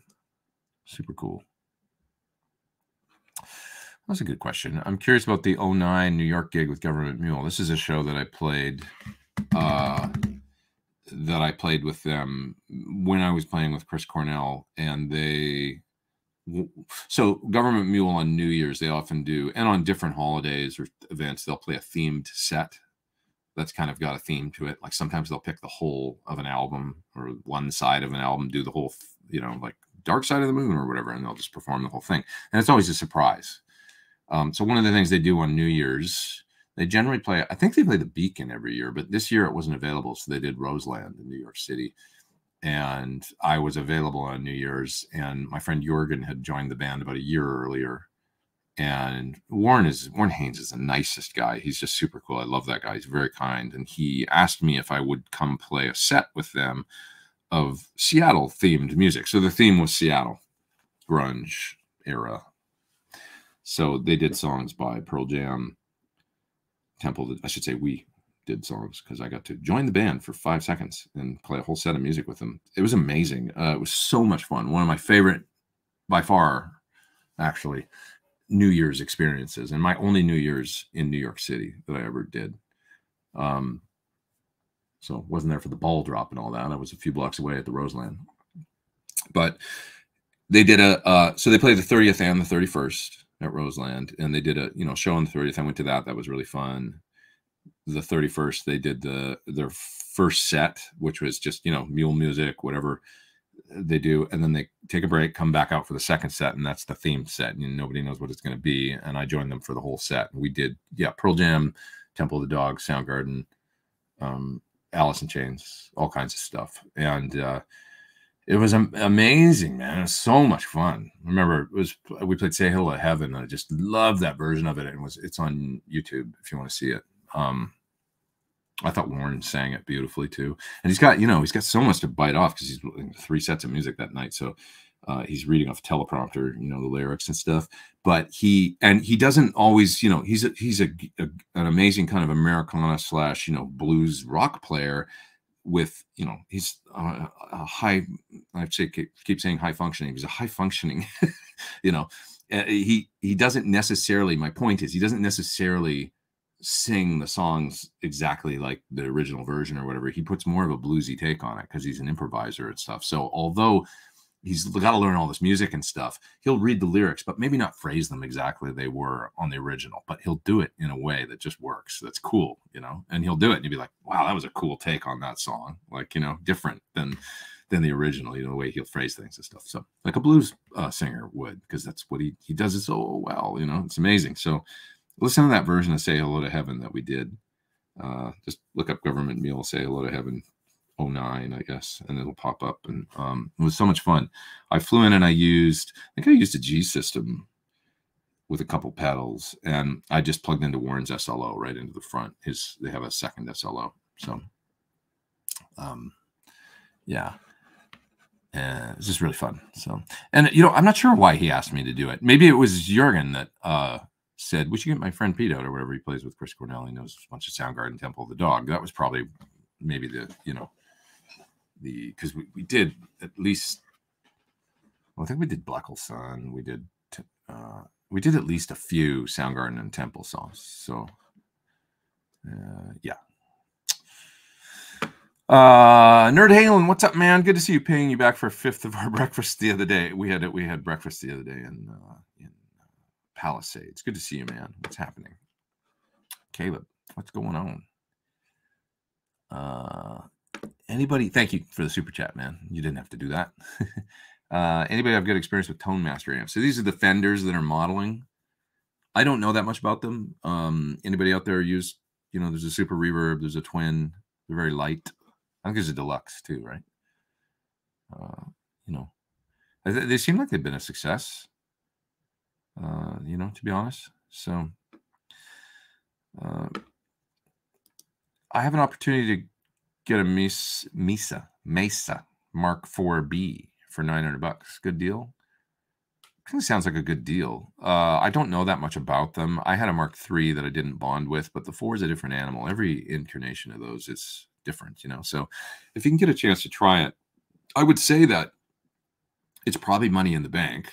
You'd probably be able to sell it for that, if you don't like it. So if you can, check it out. If you can try it and see if you like it, even if there's a couple good channels in there, they generally sound good clean, and then if you can find a 2C approximation in there for your dirty stuff, that's cool. Played a studio preamp a couple weeks ago. I used to have one in the 90s, and there was one in Friedman's shop, and I was in there, and we were actually listening to it going, this thing actually sounds pretty damn good. Like the dirty, kind of high gain sounds pretty cool. You got to turn the bass off basically, but and then get it back out of the graphic, but pretty nice actually sounding. Had no idea you played with the Mule, going back to look for that audio. Yeah, that's not the only time actually. I sat in with them a couple other times. It's been a long time, but yeah, I got to do a couple things with them back 10 years ago, and it was really fun. Loved it, actually. It was a real, I learned a lot because they're so dynamic, but they don't play quiet. So, like, in other words, there's horsepower in reserve, like their amps are turned up good and loud. SLO 100 on, 4 or 5 on the master kind of thing. But Warren's not always on 10. He's so, good with the volume control on the guitar and being a dynamic player, and they're all dynamic players. When they get loud, it's loud up there, and then they come down, and it's like that variation is like where it's at. You know, they play with so much dynamic, and it's like, oh, right, that's how you're supposed to do it. Like, you know, you don't always have to, because I understand from sound person's perspective, if you're always coming off the stage like super loud, it's like, well, I can't even mix. Like, this is just, but if it's the kind of music, you know, where you can play dynamically, turn down, lay out, whatever it means, you know, it's okay to have that loud stuff on stage and then just have the PA sort of fill in around that, you know. It's just, it's a give and take. You have to be able to play that way and sing strongly and all that, so that, you know, that you don't get drowned out by the loud amps on stage and stuff. You know, it's all a balance. But their stage is, you know, there's some power going out there. There's two, you know, the Leslie cabinets. There's two of them, one on either side. So when they lay into the organ, you know, it's Danny, when he, like, you know, the one over on that side and the one over on this side, it sounds amazing. And, you know, Leslie's already kind of stereo sounding, right? But when you get them that far apart and they're both going, it's like, God, this stage feels so good with all that rotary going on. It's really cool. And, you know, Jurgen has two good and loud, a clean and dirty bass amp on his side of the stage, but then Warren's got another smaller one on his side, so he can get more bass from Jurgen, you know. So it's a powerful stage and really fun. And I got to stand right in the middle, which was kind of uncomfortable. It was like, you know, Warren's, because they're set up like a trio, sort of, you know, they're not a trio, but they're how many guys are in that band? Drums, keys, bass. So it's a 4-piece. So they're set up kind of trio. They were originally a trio, right? So it's like they're set up kind of wide like that, and then the keys are back, you know. There's nobody in the middle, so they put the guest in the middle. So I was like, oh, center stage at Roseland with a government mule, you know. It was kind of wild playing like 12 songs like that. It was really fun. An honor. And the party afterwards was really fun. Oh, I guess I should go soon, you guys. It's been a couple hours, so I should split. Just a couple more questions, and then I'm going to go. Pete, your thoughts on mixing with solid state Logic Big 6? Is it redundant with the UAD Apollo? I don't know. You know, if you're a hands-on kind of person and you like a little bit more of that tactile, I think that's the whole reason, you know. Sonics, I don't know, man. I mean, as far as like, I don't know that box in particular. Is it like got analog summing in it and stuff? It's kind of something I've never gotten into. Some people swear by it, but for me, I don't know. I don't really have this desire to do it, but other people do, you know, because they like the thought of a bit more of a traditional mix experience. So that's kind of a non-answer, but it just, you know, if you wish you could get your hands on something. That's what she said. Sorry. Do you have a rule for fuzz? I almost traded one that had behind a buffered tuner. It was not great. I moved it in front. It's great. Yeah, it just depends on what you're doing. Like, the fuzz can be destroyed by a buffer. So, like you found out, you know, any kind of big muff will work fine with a buffer. But any kind of, certain octave fuzz, anything tone bender-ish or anything, fuzz face, a lot of them don't. It just depends on if it's one of those that's designed to work directly connected to high impedance guitar pickups as part of the circuit. You know, if your pickups become part of the circuit and the volume control on the guitar and all that, and that's the experience, not sending it a low impedance and it goes crazy. It doesn't sound like it's supposed to. So, yeah. Your thoughts on Eminence speakers? Don't know much about them, really. Honestly, I haven't really played them that much. I'm such a Celestion guy, so I don't have a lot of experience, to be honest. That's my honest truth about it. I wish I could offer more insight. You know, I know Scumbags, I know Celestions, vintage and new. You know, I've got a great perspective on those. But I'm a little like Steve Stevens. It's just been like, I've been a Celestion guy my whole life, you know. Yeah, that's just what I dig. John's asking about TAD 12X7s. Are those TAD 12X7 the E83cc or the higher price 702.5s that they say replace the? You know, I don't know, because TAD's a little bit elusive on their website about exactly what's going on. So with the, you'd have to ask them where is the country of origin on all these tubes. They don't make it that apparent. sometimes, and I wish they would. I know that it's kind of a thing but there's a lot of confusion out there amongst customers in the tube, buying world, where people don't really know that, oh, this is just the, whatever, Sovtech WA or something, they don't really make it obvious sometimes. I guess they're trying to kind of, I understand what they're trying to do, which is kind of build their brand, but they're sort of building their brand around, they are building their brand or relabeling something that comes out of a different factory. Sure, they test them and match them and do that kind of stuff, but it's still cool if you always know the country of origin. I wish they would make that a bit more apparent. They do on some tubes, they do on some tubes. To a degree. You just have to dig a little bit and try and figure out, oh, this is a JJ. Or like what they call a 7025. A 7025 traditionally was a kind of the US designation for a like really high grade 12AX7 that was low noise, lots of gain, not microphonic.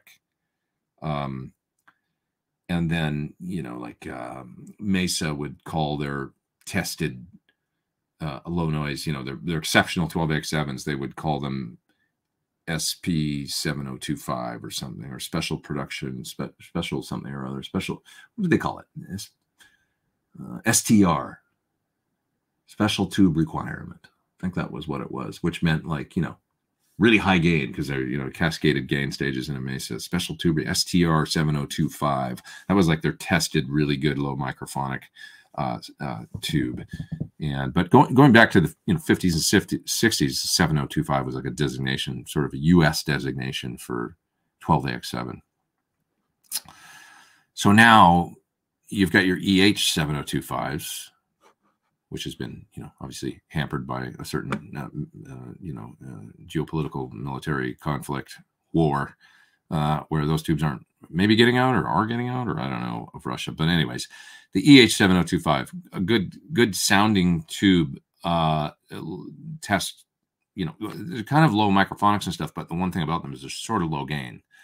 So I think they call them a 7025 because they are like low in the microphonics, and they don't, a lot of, but they don't have as much gain as some other 12AX7s. It's the only thing about them. They do sound good though. They sound nice. So I think the 7025 designation kind of implies low noise, low microphonics generally. But yeah. Serenity now says, good point. People talk so much smack about Mesa these days, they forget they sound great. Like folks only remember the misses and disasters. It's a little like PV, although PV's a bit more of a budget version. But PV's made some exceptional amplifiers over the years. The original classic 5410 is kind of a classic. It's a 90s. It was a great amp, inexpensive, good working man's amplifier for sure, or working ladies amplifier. You know what I'm saying? The 5150, the block logo, great amp, kind of like sort of had, largely redeemed. I mean, I guess two things: association with Eddie Van Halen, as well as just a killer sounding amp for metal. But there's a lot of misses with PV. You got the Renown and the Mace and all that stuff to get past. So with Mesa, the original 2C Plus, Meiji original Mark 1 to some degree. I guess Mark 5 a lot of people like, but there's so many other amps over the years. I mean, even the little, I remember trying the little EL84 one, Transatlantic or something it was called.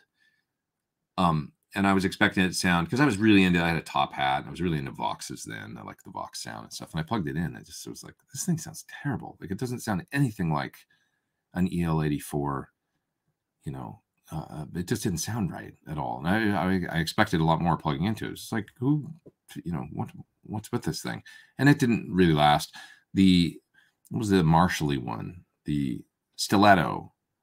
Kind of pretty good to me the first time I plugged into it, but it never really caught on. Then they did the Stiletto 2, and I don't know. It's just, you never really hear about them. The Lone Star, really nice sounding amp, I think. Great clean channel, especially.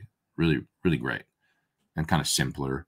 The Maverick, that was pretty cool. 5 knobs, almost nothing. Or no. The Maverick was the 30-watt one, and there was another one. There was a blues something or other one with like 5 knobs. Came out the same time as the Maverick. But I liked the Maverick. I remember 2-channel, kind of 30-watt. I think it might have been the Class A kind of thing.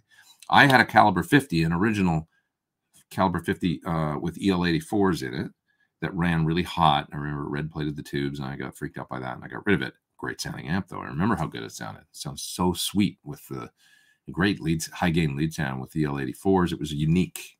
You know, it sounded really cool. Then they came out with the caliber 50 plus to replace it with 606s, and a friend of mine had one. It just didn't. It sounded different with the different power amp in it. I didn't like it anymore. I mean, yeah. At a certain point, you know, it gets confusing, I guess. Peter Evans, thanks for the super chat, my friend. And yes, I did click the like. You're too kind. Fantastic show. Thanks, man. Videos this week. Yeah, I've got one coming out Tuesday that I can't tell you what it is. And one I will tell you that's kind of exciting. Did anybody see the post with the Randy Rose guitar? RR number 3. It was the third prototype, the one being sent to Randy for the gig in Miami that he, you know, didn't make because he passed away. It was the guitar that they built to kind of address all his concerns with the black one that he was playing a lot on Diary of a Madman tour, and was being sent to him. So that guitar, I know somebody that owns it, and I'm gonna make a video with that guitar. So pretty exciting. It's kind of like a, you know, historical, like, here's this guitar, you know, let's document it, like I do with the amps and stuff sometimes. So that's fun. I don't know if it'll be this week that it comes out, though, but pretty soon, within a couple weeks. I think I can get 2 videos done this week. I'm doing it a session. I actually can't tell you exactly what it is because I'm not supposed to know. Nobody's supposed to know yet. But it's with my friend Bob Clearmountain this week at his studio, and so that's really cool. Some of my favorite musicians and stuff. So that's happening, and it's for a TV thing. So that might prevent me from getting more than 1 video out this week. I don't know. We'll see. But I'll at least have 1 for sure on Tuesday. Yeah.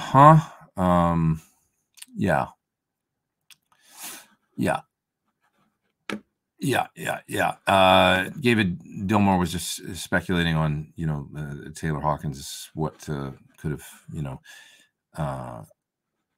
caused his, you know, super untimely, terrible demise this week. We don't know, so we got to wait for a coroner report. That's all I'll say. You know, something from the powers that be. I don't like speculating about those things because it's, you know, you never know. Somebody could have a congenital heart problem, or a, you know, people have all kinds of things happen. So people make a lot of assumptions with, you know, the famous characters out there and stuff. And it's just best to wait. I think that's the, you know, the respectful, sort of tactful, you know, thing to do, because none of us know, you know.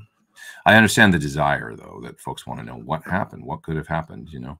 But at the end of the day, it kind of doesn't really matter when somebody's gone. I feel like they're gone, and it's really sad, and it's just like there's no. It's human nature to want to make sense of it, and at the same time, it's final. So, right. My friend had a DiMarzio preamp in his Strat where the input jack went. Does anyone make something like that? I haven't seen anything like that for a long time, but I know what you mean. It had a little, like, I think it had a little toggle switch on it, maybe, with a preamp built in. I don't know if anybody makes anything like that, to tell you. It's good. Nothing that I've seen recently. That used to be kind of a thing. Like I think there was a company that made effects that plugged into the input jack that you know had a little box on it. Maybe Electro Harmonics did that for a while, or some other company. There was different ones you get. I can remember now, like the compressors and preamps and things like that. But Rob Cunningham, you guys, thanks for the super chats. And here's one from BB Zonka. What differences have you noticed between your Jeff Beck Archer versus Standard? It just sounded a little more refined, and I know that's not really like. I don't know that I ever A-B'd it exactly, but I will say this.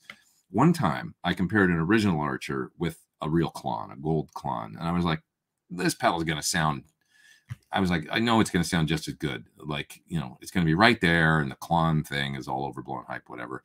And I listened to it, and actually Friedman was listening to it with me at the same time. He's like, I think I like the Klon a little better. And I was like, I didn't want to feel that way, but I was like, you're right. It does sound just a little bit better than the Archer. It has a certain something that was just a more, I don't know how to describe it, but like a little more complete sound, you know?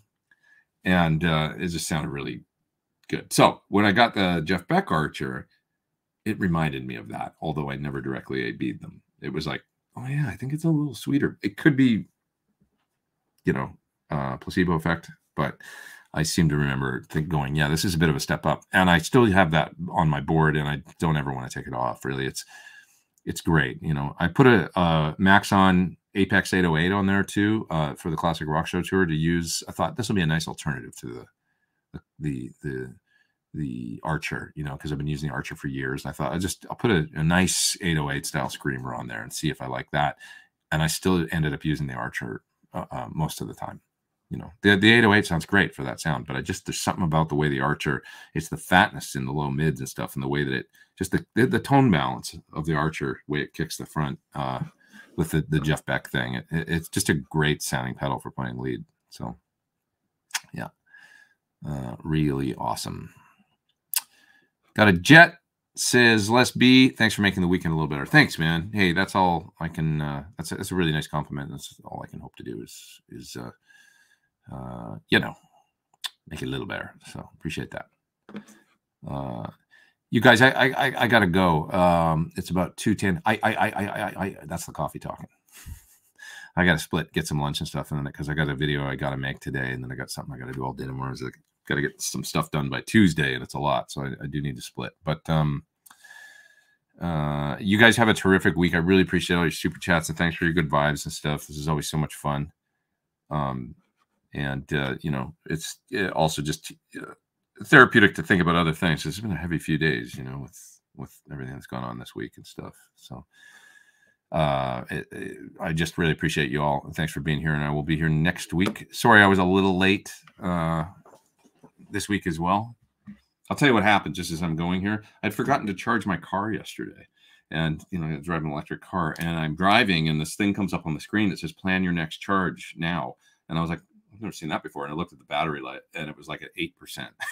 And that wasn't going to get me here today. And I was like, oh, no.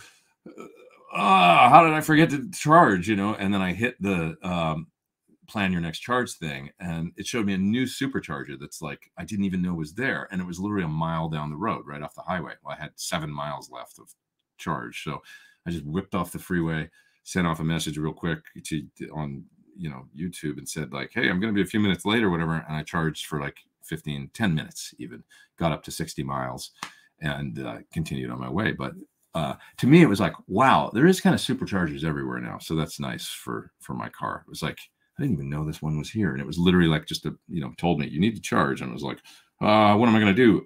Oh, it's right there. Next exit, pulled off, and there was a supercharger. Not going to happen everywhere, but I guess it was good to know it was there today. Anyways, that's why I was a little late. So thanks for being here. I'll see you next Sunday. Everybody be safe. Have a terrific week.